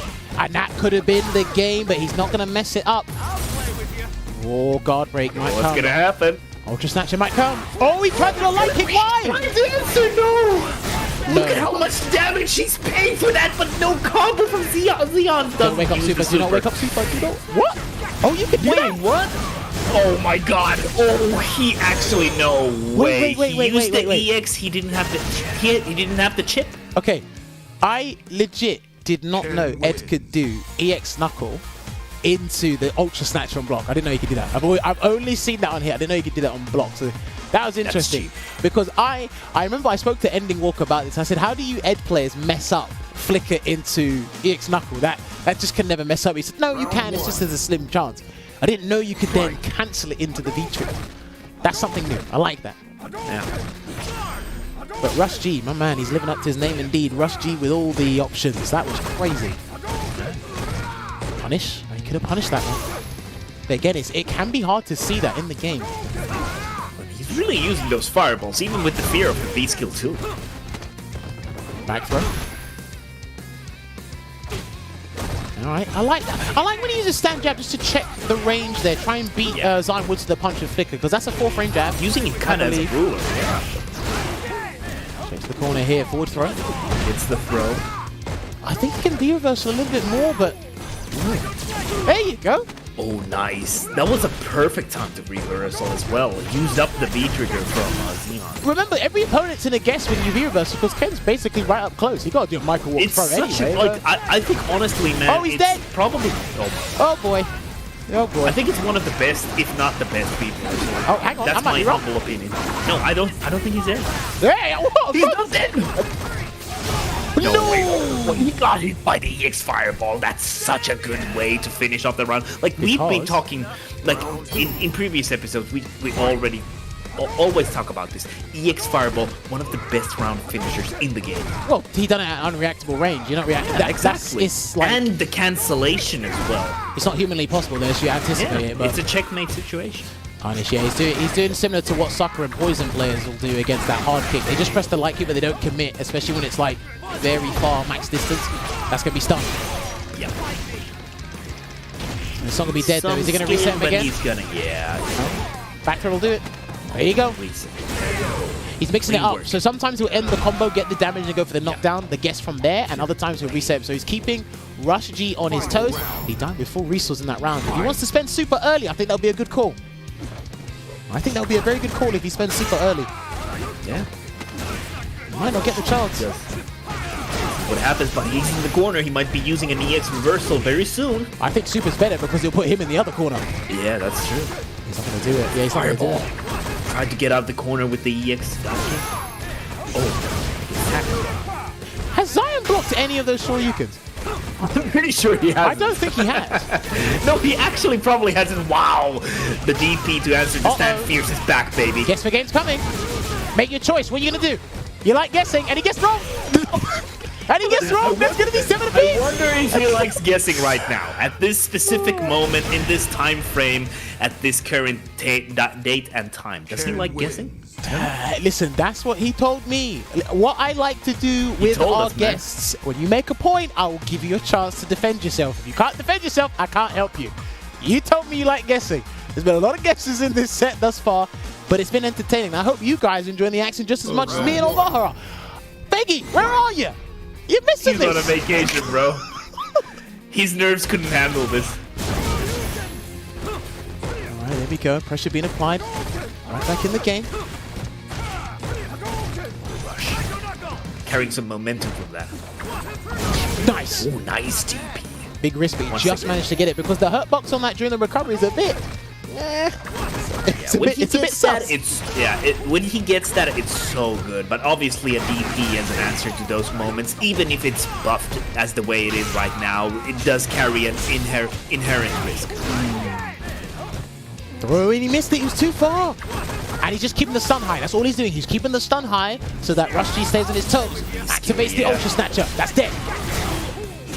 That has been a really good way for well, to Becky, our bro. He's on holiday, but he's with us in spirit. Thank you. Love that. And he'd probably do that. He would have reacted with anyway. that face. Yeah, he would have reacted with that face. Oh man. All right. Anyway, the Psycho Knuckles straight to the corner. Crush counter with the stand fierce. Should be applied again. Right now from Leon. Oh, nice. A little bit of that extra damage. Stun is building up as well. The target combo. Do you know what? That was a very big risk there to avoid stun, but he takes it and he gets the benefits. He's got to watch out for a V-reversal from Ed in a minute. I like how Rush was staggering the back medium punches there in the corner. Uh-oh. Back throw. Oh, the back throw. He combos it. It's staggered. Oh, but the stand fierce. No cancel of the run, though. Damn, these guys. Or V-trigger for that matter. Oh, my God. No! Oh, he thought it was crush counter. Excellent. Yeah, no, fantastic. That's good. That's good. Actually, tell a lie. Let's wait for this game to finish. Just do super. Do super. I would have done super. Probably work. Anyway, no. In that situation there, so well played to Zion for doing the upper snatcher cancel from the EX Cycle upper. It removes your counter avoid hit. the crush counter. Yeah, avoids your counter hit properties. But Rush done the right combo though, because from the stand fierce run, all that happens is your follow-up changes. I think when he runs, he can do the target combo, but on a regular hit, he can do 3-frame Tatsu. Yeah. And then convert from there. I guess he just wasn't ready for that in general. Yeah. So. Alright, fresh game. Well, I mean, he's still getting punched in the mouth, unfortunately. Yeah. I wonder if he has a plan anymore. You can always remember it after a couple of rounds. A lot of scrambling. Again, he's not going to look to jump out of the corner. He's looking to get a clean hit on the ground out of the corner. There's a jump. Double flicker. Oh, but Rush has the corner right now. Ooh, nice. Standing medium He Rush. wasn't close enough to get a 5-ball extension. I think he can get an extension from that. Straight to the corner here, and again, reset, stayed in front. He just mistimed that stand medium punch meaty, because you can do that. That's tricky. That's like Dan has something similar as well. Good lord, mate. What was that? That is such a good one. What are these activation conversions I ain't seen before? What is this? Yeah. You been hiding this from me? I mean, it's all on YouTube, I assume. Do you know what? For That's Rush. true. Make sure you sub to Rush's channel. Yeah. If I don't Oh, see it, nice, if I don't the see it on his DP. Twitch channel, I ain't seen it. My man is too clean right now with the DPs. Backs away. No V shift yet. Yeah, these guys haven't really V shifted. They've just kept it for V reversals and their trigger mainly. Yeah, that's true. I guess this goes with the 3-bar. Oh, nice. This time the EX dive kick works. The EX dots. Just waiting there. That could have been a whiff punish on the stand medium kick, but didn't get it. Good backdash there. Nice and delayed. Backs away. Now, if he gets hit once. Oh, Again. Ooh, there it is. I didn't say nice he, but optimal conversion as well.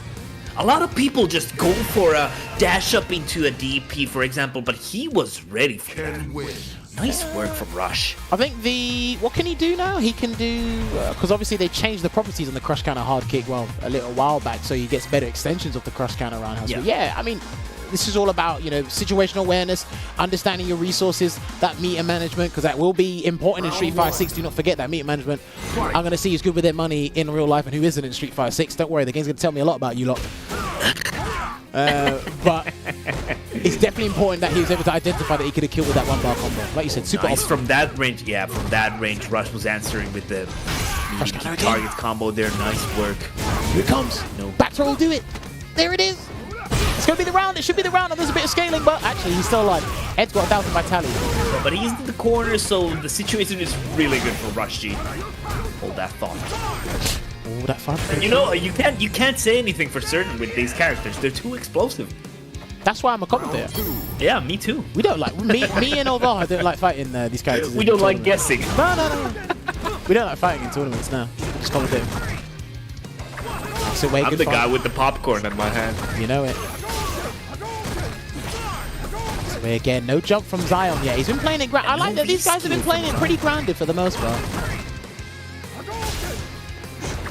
Not a lot of jumps outside of the EX Tatsu from Rush. Yeah, Rush has been jumping way more than Zion has. The conversion into the Psycho Splash, and then the jab messed up his timing, unfortunately, there. Yeah, the backdash reset it in the air, so Crush counter. out on that opportunity. Here he comes. Alright, he took a risk to Tatsu. He made a decision. He thought that he was going to respect the EX Shoryuken, but he didn't. He doesn't have to. It's 8 apiece. And one throw will do the trick. And he tried to shimmy him. He's waiting. Uh-oh. Huh? What? He could do that as well? That was nice. That looked awkward. Yeah, it looked because I think... Okay, I'm going to talk about it for a moment. No forward. See this round? Let's see He's this. coming Let's see back. how One this more pans he out will do first. it. Let's see how this pans out first. He can do run 5, but he ran out of trigger. Guess the game. I said guess for the game. He did it. He did it. He actually did it. Whoa. My man did that slight walk like, hey. I mean, look. You know where there's, you know what they say? Where there's smoke, there's fire, and my nose picked up the smoke. I was like, yeah, that's an EXDP. Know it.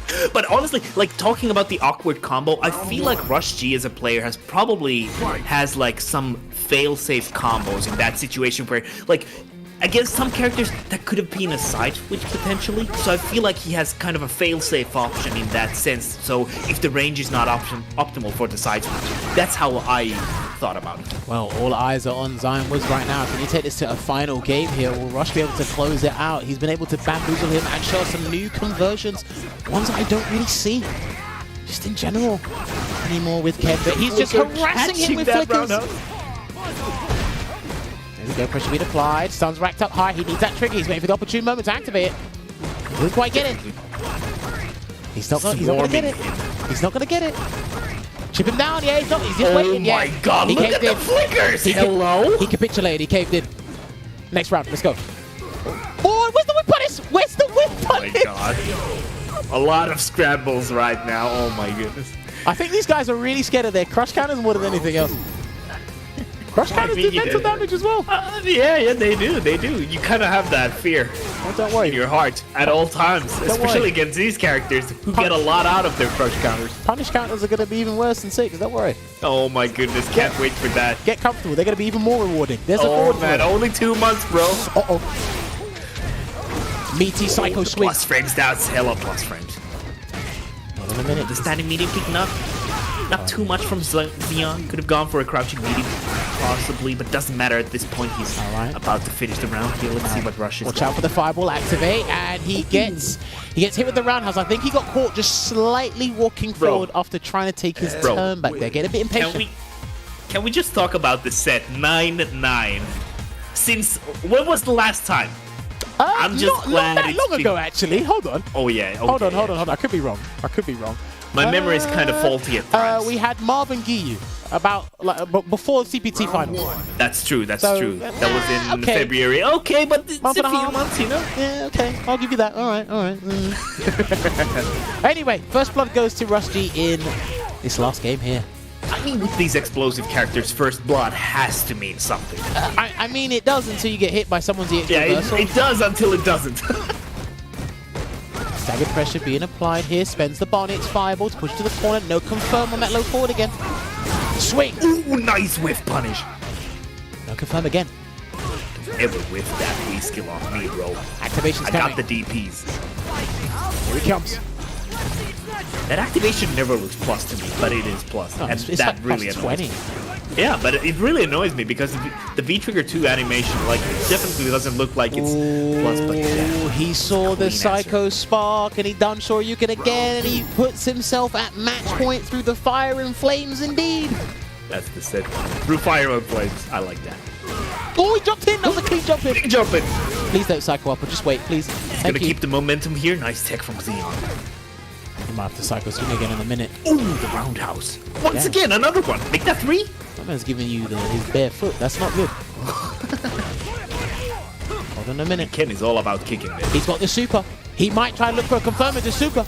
I don't care how he does it, but the hook by crook, that super might come out. Oh, the fireball at this time. Crouch medium punch super, low forward. No, he's gonna take a couple of hits here first. Throw tech. Here comes the confirm. Another catch. Throw. Is it coming? He's trying to bait. Still has one more left in the tank. He's gonna wait out of the way. That's a stun. We're going to a final round. We're going to a final round. No way. No freaking way. Xeon manages to squeeze that one in, even with Rush with full resources there. No, I wonder the final game, final round. Let's go, baby. I love this. Fireball. I think whoever gets sent to the corner first might have lost the game. Let's find out. Jumped in. Definitely. For someone, it's time to fly soon. All right, here we go. Right, you got his exit decisions to make, and he does a raw jump out. That's fine. That's the way. Backdash from the stand first. I think this is the most tense and tentative they've played this entire set. Oh my goodness! Until that Gets point. the EX follow-up. That's always something you can bank on. Watch out for the round. No, that's big. That's huge. Oh, this combo is huge. He might have to take a grab here and guess from that. Yeah, this is it. This is it. He can't be reversal. He needs that trigger. He needs that trigger. He needs that DP. The DP he has counted on all this moment, all this time. He's not going to do it now. Oh, this is so oppressive at this point. The life lead is. Nah, it's too much. The disparity is too much. It's too much. Nah, it's too much. But there it is. There it is. Damn, that was definitely too much, like you said, Jammers. But yes, ladies and gentlemen, the notorious move, one of the most annoying moves in the game, it prevails, and it done it in a clean fashion. 1, 2, 3. Let me see those 1, 2, 3 GGs in the chat. Because Zion Woods, he was 2 down at the start. He made 3 on the bounce, and then it was just a back and forth from there, and he was able to take it to the final game, final round in this 10-9 set. Nail-biting, riveting. I hope you guys enjoyed it just as much as we did. And I mean, do you know what? That was good old slugging it out in a fighting game. We like that every now and then. But you know what? Yeah. We need to cool down. I can't Can I do the countdown? You want to do the countdown? Yeah. You can do it Okay. if you want. I need to find my water, so do you want to do it? Yeah. We're gonna do the countdown, and we will be right back shortly in 1, 2, 3.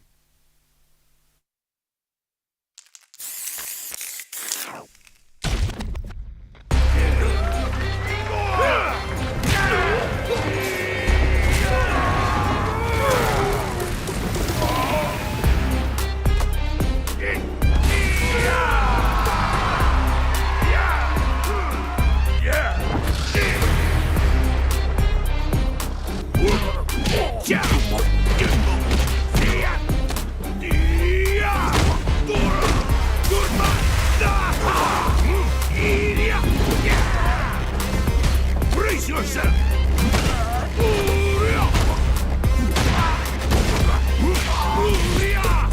Useless hero!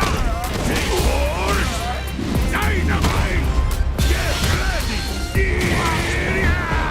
Jackhammer! It's time to get serious! This is your last ride! Let's go! My beautiful body is built better!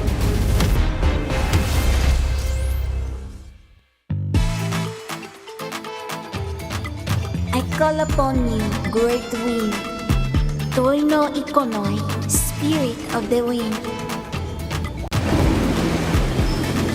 Let yourself become one with it.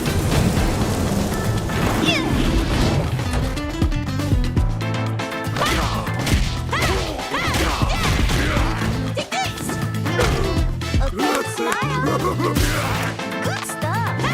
Wings. Go hard. Here we go. Just for you.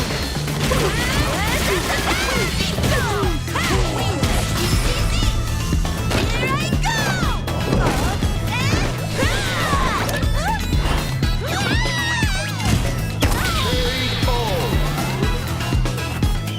The voice of the spirit, only I can hear it.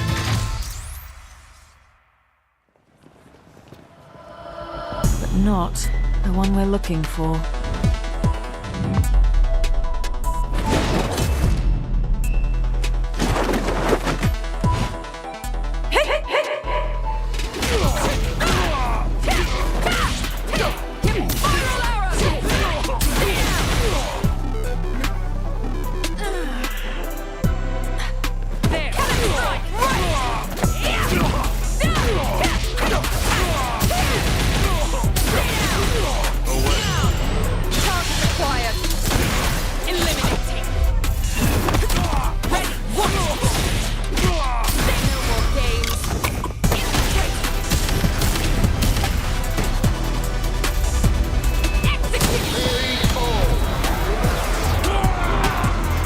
Another mission awaits.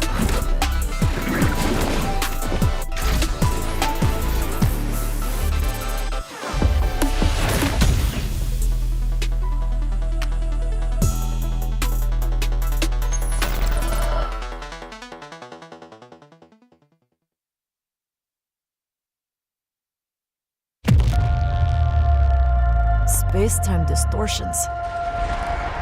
There's still puking out dinosaurs all over the planet.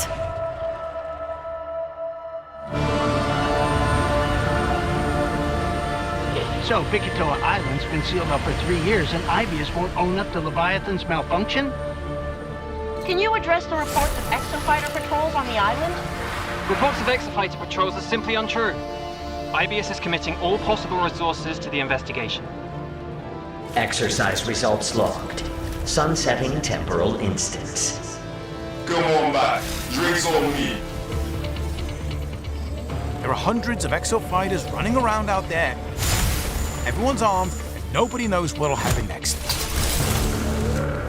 1 minute, they could be helping you. The next minute, they're shooting you in the back.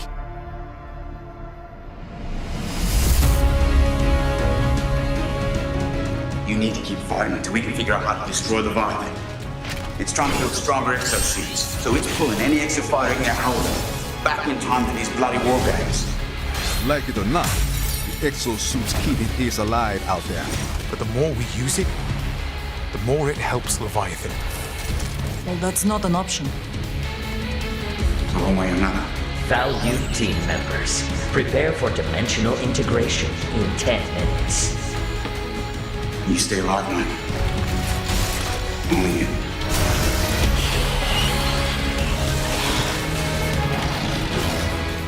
If you give an AI like Leviathan the directive, improve our exosuits, it has to complete it. It doesn't matter whether that takes 100 tries, million, all for the perfect suit. More than that. But at least do me the courtesy of looking me in the face whilst you do it.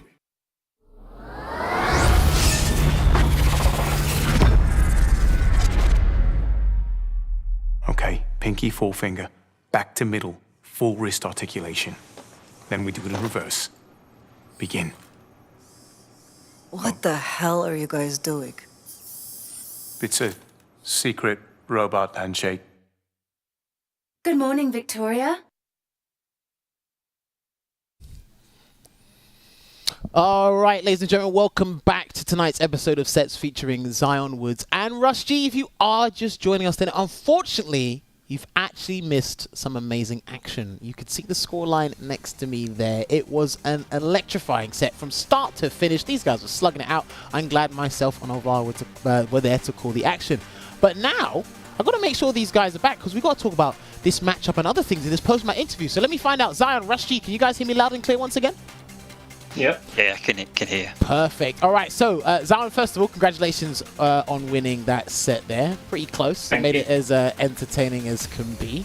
I'd like to... Well, we got to first ask you your perspective on fighting Ken. What do you think the numbers are? And do you think Ed overthrows Ken completely? Do you think it's even? What's your philosophy when fighting Ken? So, quite a bit. I have quite a bit to say about Ken actually. So I think the matchup's 6-4. To who? In Ed's favor. Okay. But I actually maybe just slightly. Maybe it's 5.5 Ed favor. But I also have like a bit of a Ken nightmare. Like if you remember in CPT, I lost to Muscle Noob. The World Warriors that I entered, I lost to Muscle Noob. Ken just scares me. Okay. But I think it's really good because Ken nullifies Ed's V triggers quite well, and he also his offense is very. It's very hard for Ed to like DP because like he has a one button DP, but if you have a free frame, you can just use the free frame and then you will block the DP as well. But Ken can get a lot of light confirms. He's one of the few characters that get more than Ed, so that's how you know he's very good. You talk about in terms of Ken as a character, in terms of light confirms? Yeah, because he can get a lot of light confirms. So it's hard to run. It's hard to have good defense against Ken. Because if you want to just DP to get them off you, it's hard to do that. Okay, interesting. Now I've got to ask as well. Like, what were you thinking when Rush G had that exceptional start? Because he looked like he was going to run away with that at least 4 games in a row or something with the way he was playing at the start. What were you feeling at the time before you like turned things around? Yeah, so I lost 2 games straight away in like the space of like 2 minutes, and I was like, nah, my jacket's coming off. I was like, what? I was like, yo, what's happening? Because I was getting destroyed, and then I was like, nah, this has to change. And then yeah. What do you think you changed? Oh wait, you put a jacket on. I put a jacket on. No, I took my jacket off. No, you put a jacket. You took your jacket off, Zion. Rush G saying you put his jacket on. Okay. Oh my God. No, that's interesting. It's the jacket swap. I like that. These guys are definitely they got that camaraderie going there. So, what do you think? What did you want to change specifically? Because I saw you utilizing, Ed Psychonauts a fair bit. It was getting punished. You baited at times, but not as much as probably we thought you were gonna do. And then I saw you try to use it to escape the corner. I think you got a bit more audacious with your resets at times, but is there anything specifically you can pinpoint that you felt, right, it was these key moments that changed this entire set for me, Zion? Yeah, 2 things actually. One, the Psycho Knuckle, yeah, because every time my Psycho Knuckle was getting punished, I knew as soon as like I pressed R1, I was getting punished because as soon as he backdashed, I know he's buffering the DP. So even if I whiff it, because Psycho Knuckle has a very big hurt box, I will get clipped slightly. So no matter what, I was taking damage. So I had to try and bait that out some more and just try to get the spacing right. And the other one was Flicker, because Ken has a decent time dealing with max range Flicker. So like the spacing trap doesn't necessarily work as well. So what I've done, instead of just doing Flicker and then doing Flicker again, I would just do uncharged heavy punch, because that will push my hurt box a bit back and it will stop me from getting hit by whatever Rush G does. And if he dashes or if he does something else, it should counter that as well, unless he just does Fireball. Okay, interesting. Now, I like that. I definitely like that philosophy there. Now, we've got to kind of look at Rush G's direction, because I think you're playing some of the best Street Fighter I've ever seen you play in a little while there. It was just unfortunate you couldn't take the victory there. So, yeah, it looked like you were definitely doing some practice, because you looked a bit too sharp against Psycho Knuckle with those Shoryukens, and you had some very interesting answers. So, what's your perspective on the Ed matchup, Rush? I just want to stop you there, Jammers. I'm very offended by what you just said, and I always play like that. Are you sure? Because I can't lie. Is that against? You do not watch the streams enough, Jammers. Maybe I don't. Every time I play him, he does it. Right, is that against Ed or in general? But in general, there are some matchups that I am not great at. Ryu, for example, I hate playing against Ryu. Everyone knows, but yeah, generally that's how I play. But what I will say is, I was making small adaptations during the set. They weren't enough. I spotted a few things. I mean, yeah, it was all do you know what he says? He says no. You say it's not enough, but 10-9. Listen, 10-9, final game, final round. That could have been anyone's round. I don't think you could have done any more, if that makes sense. Like, I think you guys were pushing each other to the absolute limit. Yeah. It just came. I'm not gonna say it came down to a coin flip, but it was like essentially that last round could have been anyone's game. You guys had basically equals amount of momentum. That's what it looked like to me. Yeah. I want to actually ask Rush G as a follow-up question. What was the hardest thing for you to pinpoint about Zion's gameplay? In this set? Set, because, and I was going to ask afterwards about, is this like a normal thing or is it just today?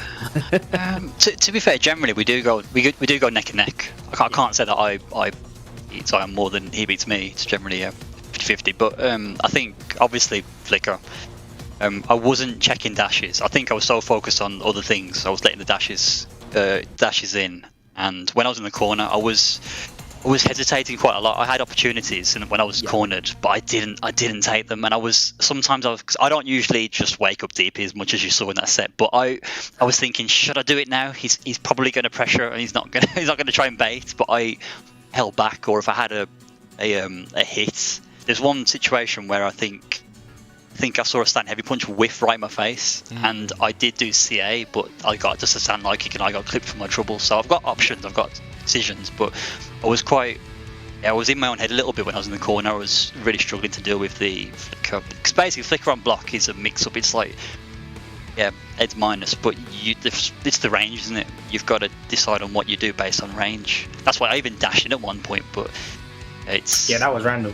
Hang on, right. You say that, but how I saw it, I mean, you could label it as arbitrary in the long run, but I saw it as this, because if you look at all the times you flickered, he either tried to check you with a button, he walks out of the way, I think, or he backdashed, and the one time he did dash, you hit him.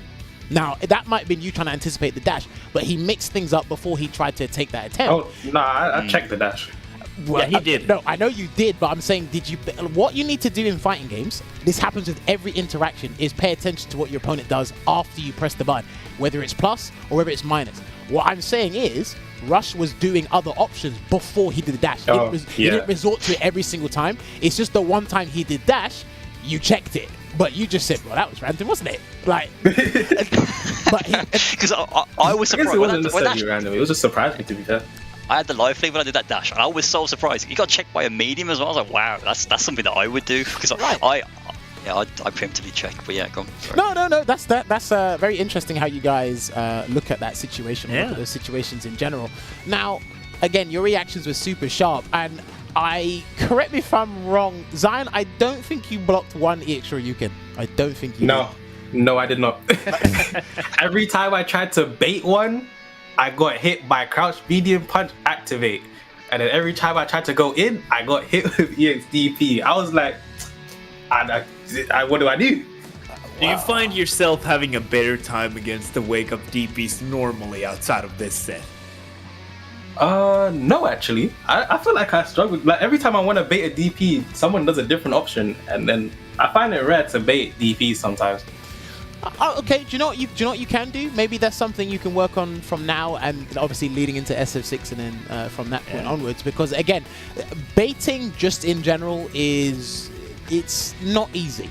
There's sometimes you can identify a situation and you're like, yeah, you 100%, because again, like you said, the times you tried to bait it, in your gut feeling said he will do it here, and he didn't. But that's the same thing. That's where the mind games come in, because Rush G felt he thinks I'm going to do it here, so that's why I'm going to do something else, and that's where it gets a bit confusing. So then you kind of give up that aspect of the game, if that makes sense. You're like, all right, I'm not going to bait here, or try something. Sometimes I did feel at times you overextended a little bit, which is why the Shoryuken came out, but yeah, I got a bit too greedy.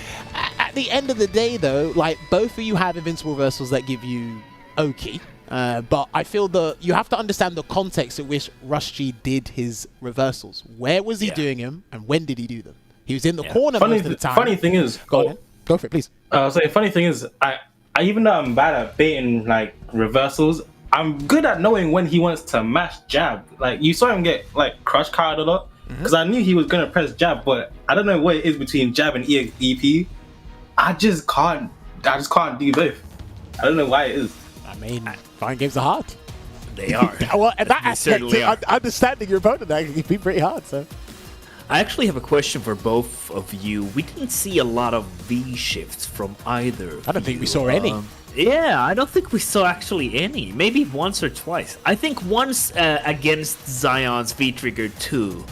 But is that just not really a part of your game plan, or is it something that you don't use against each other? Do you have like a specific reason why you don't use them? I don't necessarily use it against Ken players, because the OS for V-shift against Ken is very easy. Like you can get heavy DP if you just whiff grab and they V-shift. So it's like, what's the point? And then you're back in the same place, you've lost a bar and you've lost health, and you're probably further to the corner than you are before. But I actually utilize V-shift like a lot more against other characters, and V-reversal like against characters like Luke, because there's certain situations where they benefit you. Yeah. But with Ken, I don't really do it as much, because the risk is very high against Ken, because there's different options you can do, which ultimately lead to Oki, and then it snowballs out of control, and then yeah. Okay, fair. How about you, Rush? Yeah, what about you, Rush?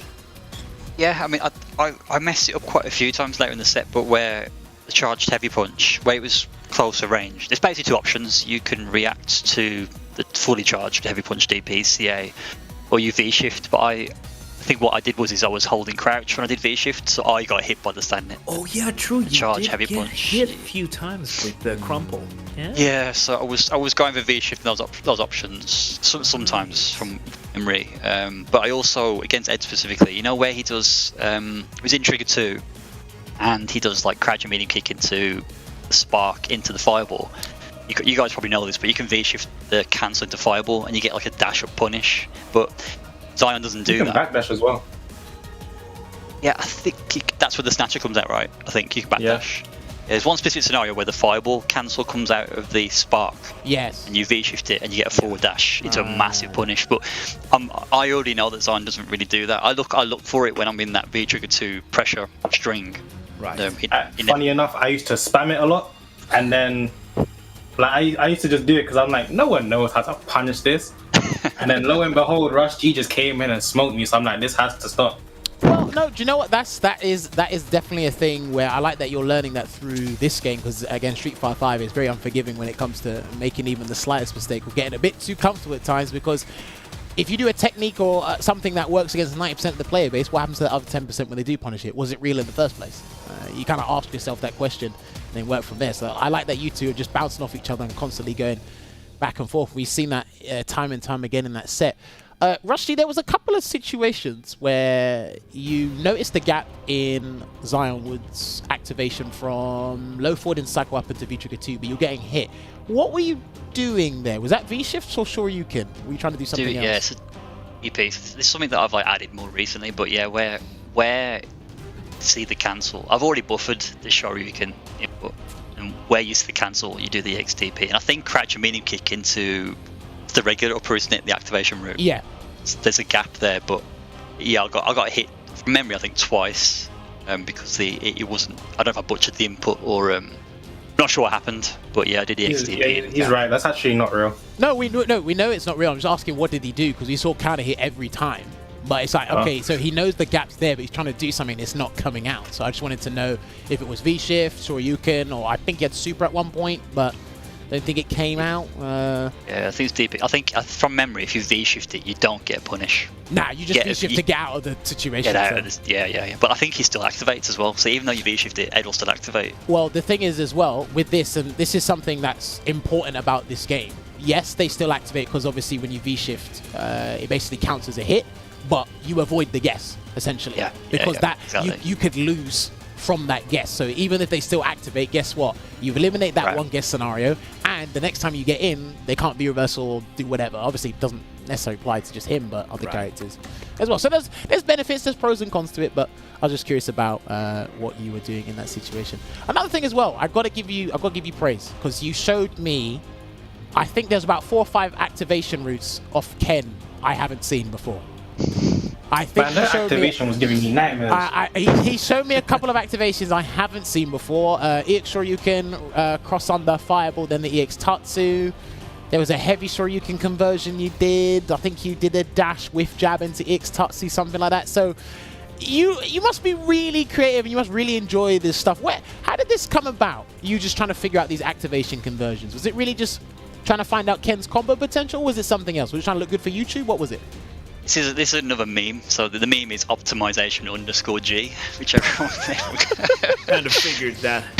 So when I first started the game, when there was only one trigger per character, like I was just baffled. I was like, how many combo routes are there for this V trigger? And there's a lot of stuff. There's the stuff you haven't even seen that he does. And this is just my mindset. I was just like, okay, I need to figure out all the combo routes. That's what you do in fighting games, right? Figure out all the combo routes. So I spent last 7 years trying to learn V trigger, trying to learn V trigger 1, and yeah, I mean, from really strong V trigger. If you know how to use it, especially this is the thing, yeah, with the run cancel that he gets in trigger 1, I thought it was kind of useless at first. I thought, okay, you can get free pressure, but he gets mad damage off it if you know how to use it off it. Yeah, rather than just throwing it out, you look to convert off it, but not many people have really labbed up the scenarios, I feel. But yeah, it's trigger 1 if you know how to use it. If you score a hit, you can do mad damage. Well, do you think like Ken players in general are using it in an optimal way? They're trying to get basically free pressure instead of trying to hit confirm it, like you just said. I think they are using it optimally, but the reason for that is because I personally think, I think they would agree, trigger 2 probably is the better or more versatile trigger. In my opinion, it's much easier to use. The combo routes aren't as complicated, and you can get conversions in this situation off it that you don't get with trigger 1, like punishing fireballs, for example. I'd actually say against Ed, you probably want to pick trigger 2. I'd say. So that's my OS for losing. No, okay. Yeah, no, that's interesting. Do you find it the better V trigger to use overall? V trigger 2? I don't know. I think V trigger 1 still has its place. I don't know, maybe to me, because I'm on the receiving end of it most of the time, it seems more threatening than V-Trigger 2. Like you said, it's got its uses, it's more flexible, and the vacuum effect is extremely good, but I don't know if you can use it across the board like V-Trigger 1. Yeah, and it doesn't last as long as well, so it doesn't need to, because it's a different purpose. Yeah, of course, but like you don't feel as afraid for as long of a time compared to V-Trigger 1. I don't know, Rush, would you object to what we just said, or...? I still think you're right. You can't use it in every matchup, but you've got. I mean, combined with CA, you get like 50% damage or more. That's on like a fireball punish. That's off a whiff punish. It's just free damage. Yeah, projectile matchups. Yeah, you can punish fireballs, like I said. you get conversions off a lot of situations you don't with Trigger 1. Well, I just think it's so simple to use. You're probably going to get it twice per round as well. Yeah, I personally think it's better, but maybe that's because people don't use Trigger 1 properly. Like the only other Ken I see use Trigger 1 the way I kind of do is Angry Bird, Big Bird. They use Trigger 1. I'm like, okay, yeah, you know stuff. Don't really see it. Wise. Is that in terms of? Okay, let me not use the word optimization. Is that in terms of like creativity and unlocking its full potential? Damn, that sounded cheesy. And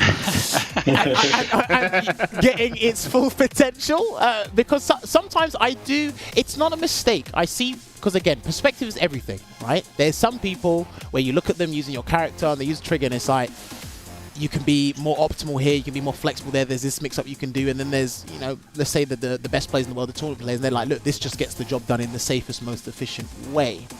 Would you say it's mainly because you've had more time to be creative and like really explore this, that the guys that you do see that you feel they're using it unoptimally, that they're competing all the time, so they're trying to find the safest way to win, or am I misunderstanding your point? Sorry, I think so when I was saying Angry Bird and Big Bird use it very similarly to how I use it. Sorry, that's what I was saying. I think I was more talking about like just online. When I see people use Trigger 1 online, it's not kind of wasted, or like, yeah, it's just not. Yeah, I guess it's difficult to articulate. So yeah, I suppose I'm comparing the player base, but yeah, going back to the original point, 2 versus 1, I just think it's more simplistic, more reward for it in more situations. That's, yeah, I'd say that in a nutshell. Okay. I think 2 is better than 1. No, that is completely fine there. Now I've got to go back to Zion. You said you like guessing, but you were on the receiving end of all this guessing for quite a while before you turned things around. Now, I've always wanted to ask you this, because I think at one point you did say you played, was it Karen before you played Ed? Was that right? I played Karen, Ibuki, and Colleen. Colleen as well. Why? What made you stick with Ed? Was it inspiration, or did you say he just looks cool? 2 things actually. One, I think Ed's a very cool character. I think psycho powers in general, they're quite unique, and everyone with psycho powers can do different things. So I think they're all cool in that aspect. And the second one, remember how I said I was losing to my dad? Yeah. I was like, at one point, once I got the game, I still played him like over time, and I still lost. It wasn't as bad, but I was still losing. And then I was like, can't lie, the character's cheap. I mean, he's extremely good, yes. Oh no, this was before he got all these buffs. Yeah. So like, I was like, your character's cheap. I guarantee you, I can play this character and win.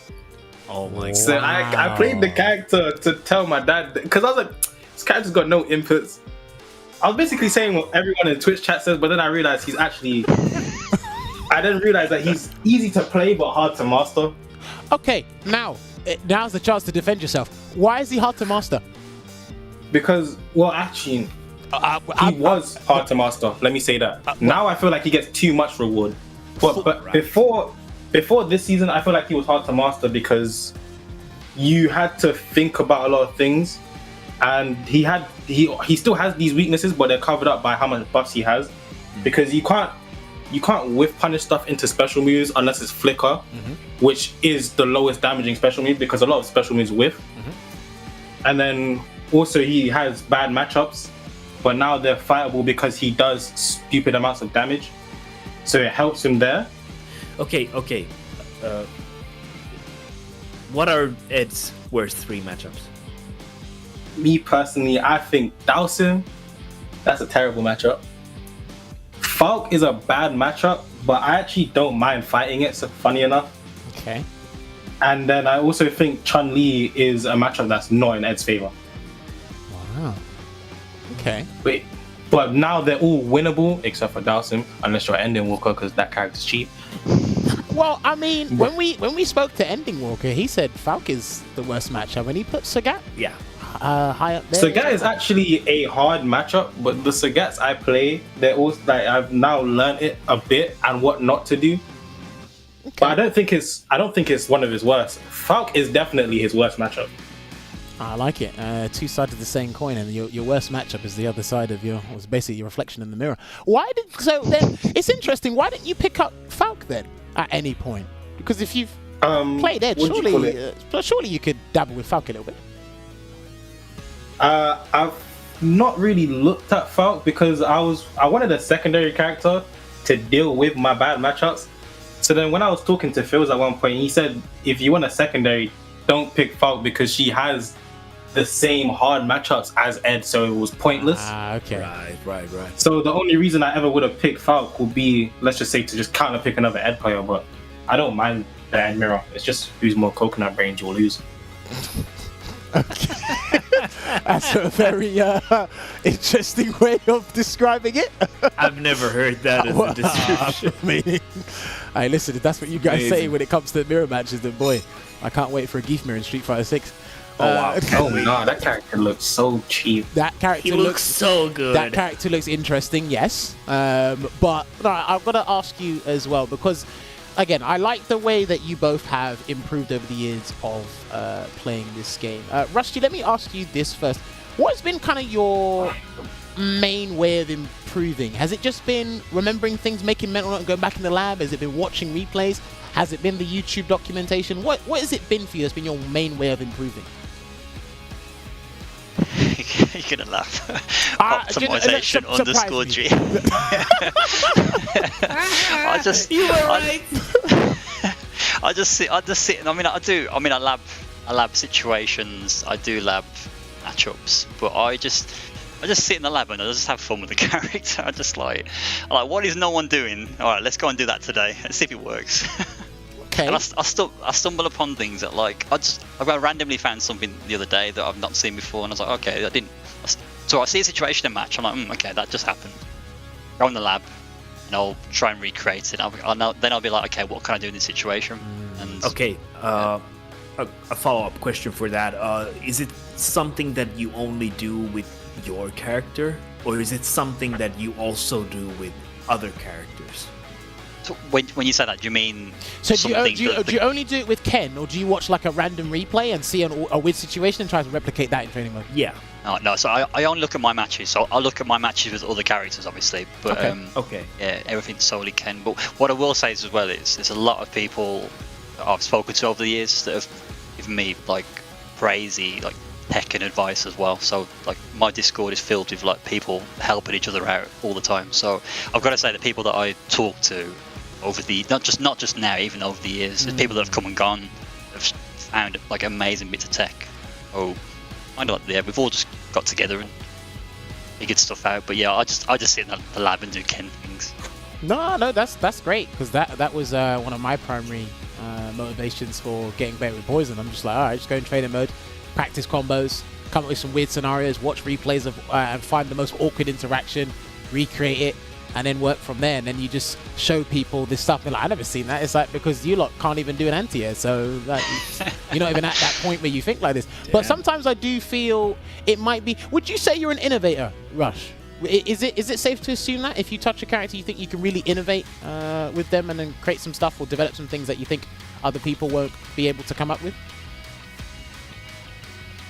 That's sounding big-headed. Yeah, I think I just like. I'm trying to be diplomatic here. So I like the character and I like seeing potential of the character. If that makes sense. So okay.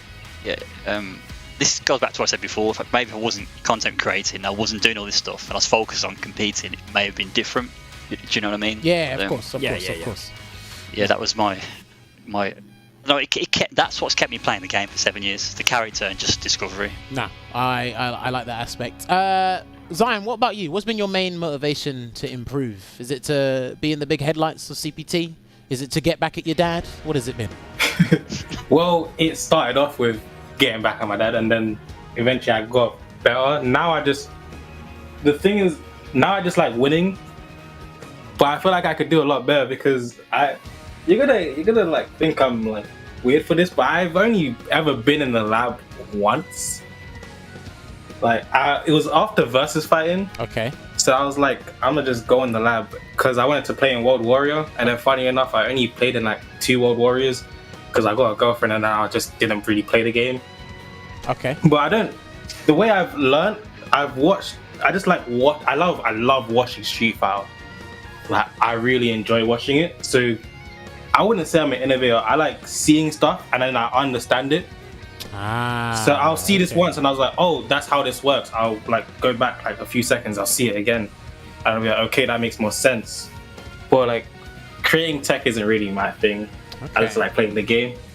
So I do like watching it. You kind of learn things on the fly based off pure instinct. So it's like once you see it, it's like, okay, I can replicate that. But then when you're in the moment, you'll kind of understand how it works. Or you'll understand how it works over time. Is that right?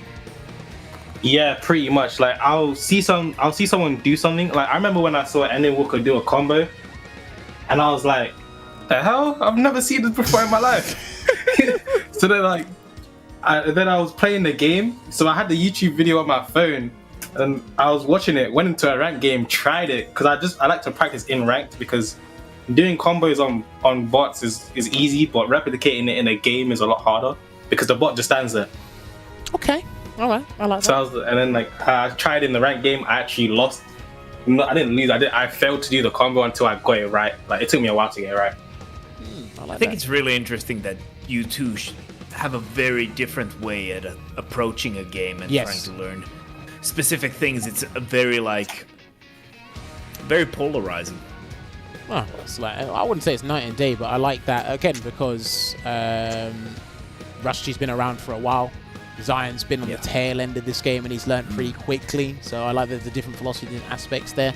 But yes, no, that was very interesting to hear from the both of you.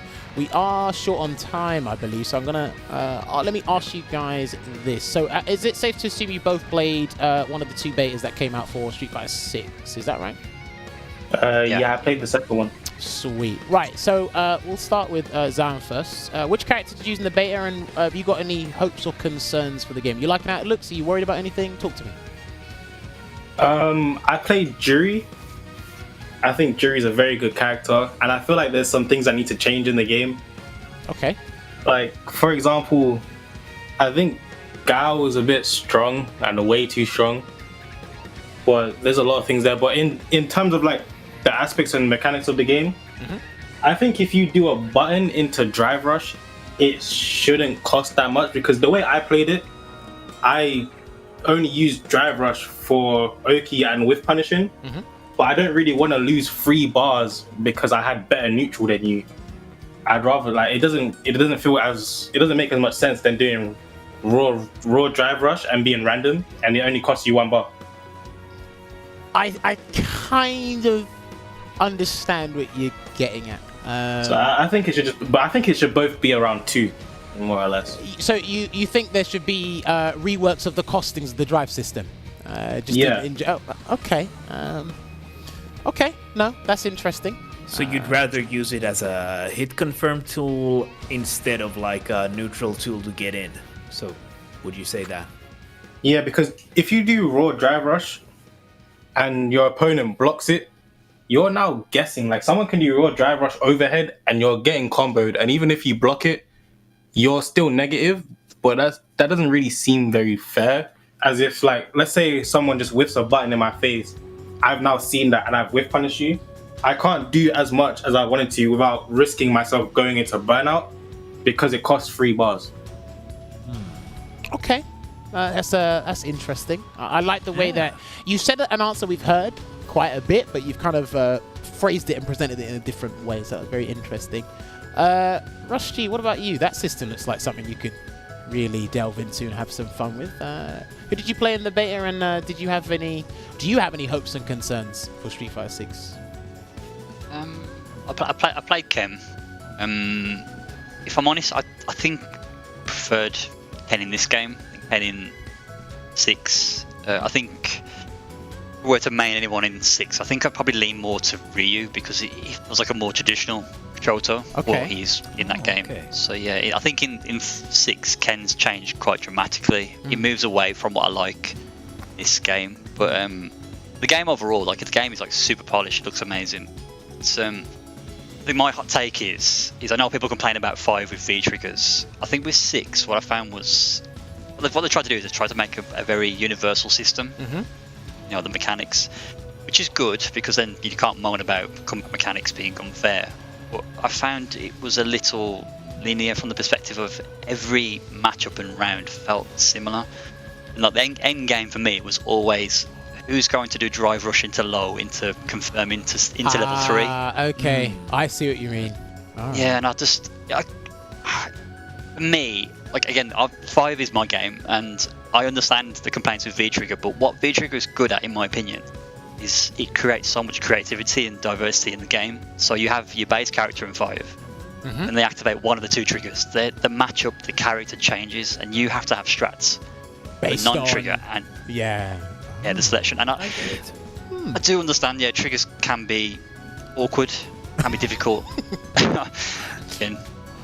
But I like the creativity. I like how fun the game is because of them as well. And I think this goes back to what I said before about labbing and things. I think some people don't lab triggers to understand how to counter them. You can't do it for all of them.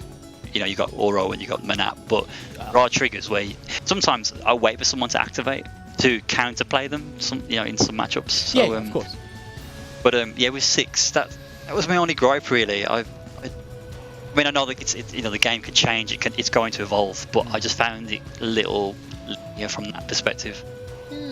Okay, no, do you know what? that was pretty deep. I'm not gonna lie, that was actually pretty interesting. How you do the V-Trigger to the system in 6. No, definitely, I'll note that one down. We'll keep that one in mind. Like you said, it will evolve, it will change. Yeah. Right, I've got 2 more questions for you before we let you guys go. Zion, now you did mention G before. Now, if there was hypothetically one more year with Street Fighter 5, is there any other character that's tempted you that you've wanted to learn that you could really quite sink your teeth into? But if you had more time, you'd learn them. Is there anyone there, or is it you just want to stick with Ed for another year? Hypothetically. I'll probably play G or Seth.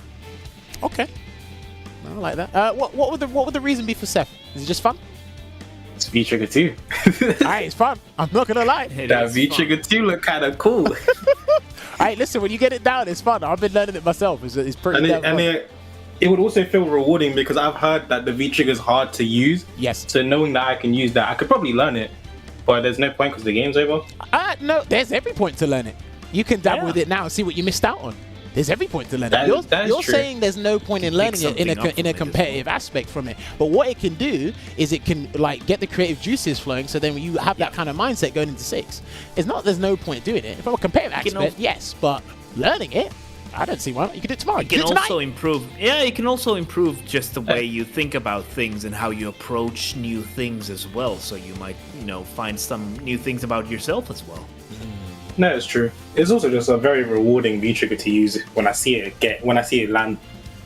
It is indeed. Rush, what about you? I've seen you on Ken. I don't think I've seen you on anybody else. Correct me if I'm wrong if you have used another character, but if SF5 had hypothetically one more year and you're like, right, I want to learn a new character, is there anyone that has tickled your fancy?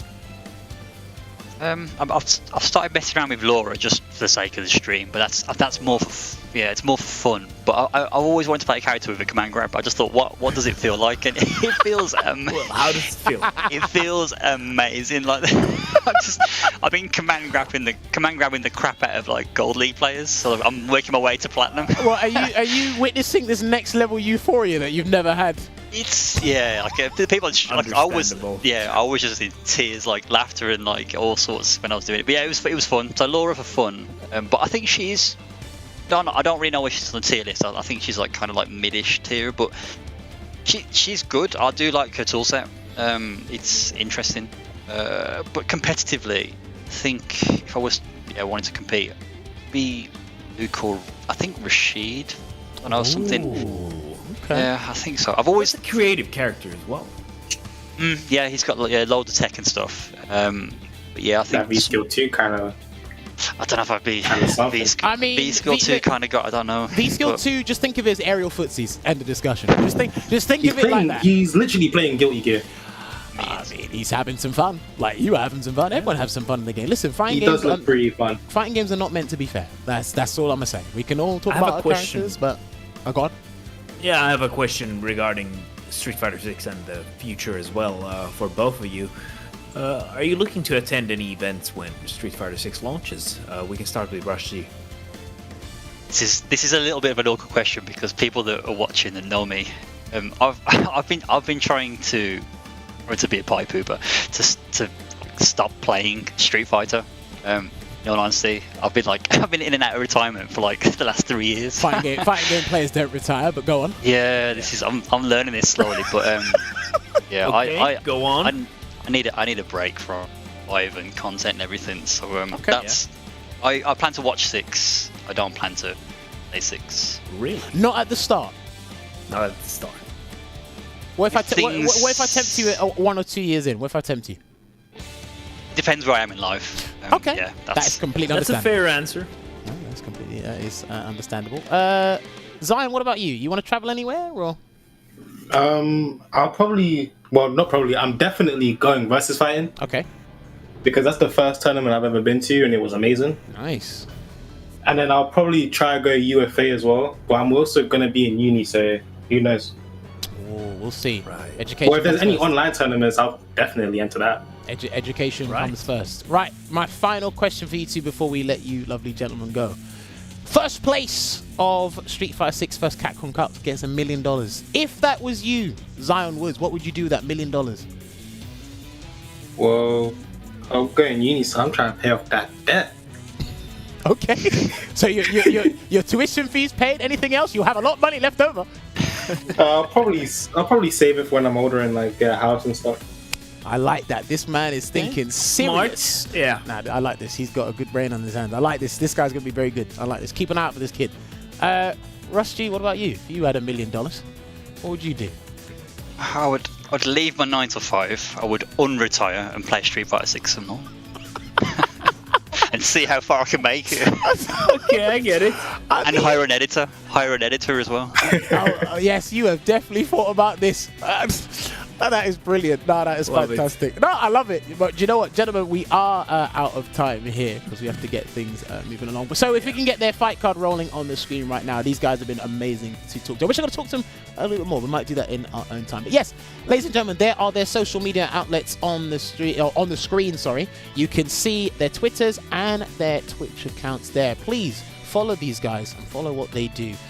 One of them claims he's going to retire, but it's very hard for fighting game players to retire these days because the moment you turn on the console, you are not retired. And of course, Zion Woods, young prospect, he's got a good future ahead of him. And he likes guessing too, so he might pick Zangief, who knows? We'll wait and see. No, 100% not. Well, he says that now until he finds out. Anyway, but this is this is for you guys. The podium is all yours. Zion, is there anyone you'd like to thank? Is there anyone you'd like to shout out before we let you go? I'd like to just thank everyone I've played with. I've played with Emily Walker before. Camden Cypher, I've met in person. Very nice. I've also met Shax and Shivs, and they're also very helpful, as well as Forfills, because I met them at Meltdown. Nice.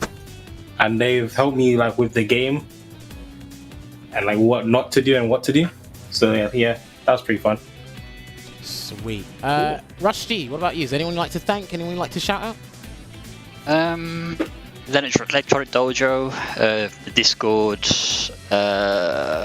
family. I've dragged them through this. My kids, baby mum, and just everyone that tunes into the content as well. I really, really appreciate it.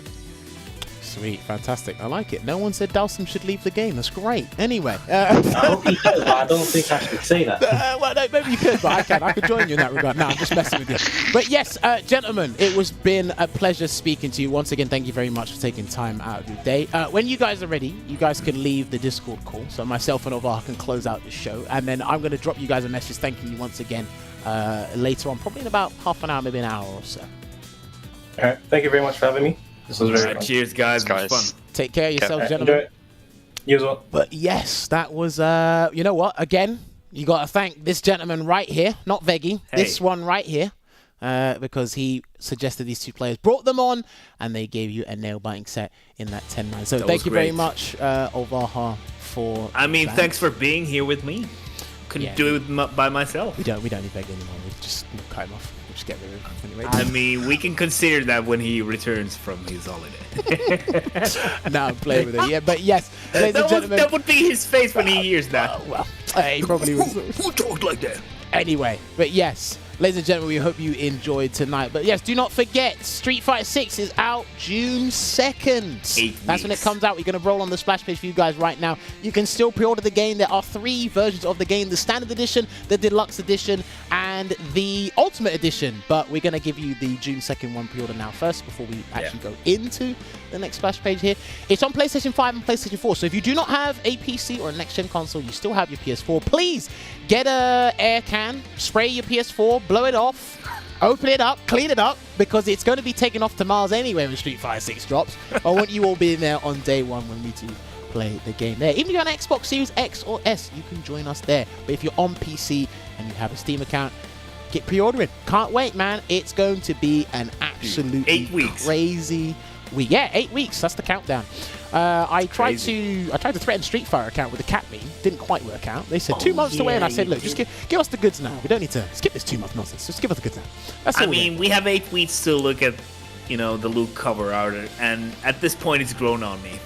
Well, I like that. I like that it's grown on I like you. that. But yes, big things are coming for the game, but we want it to have an amazing launch. It looks like it's right on track.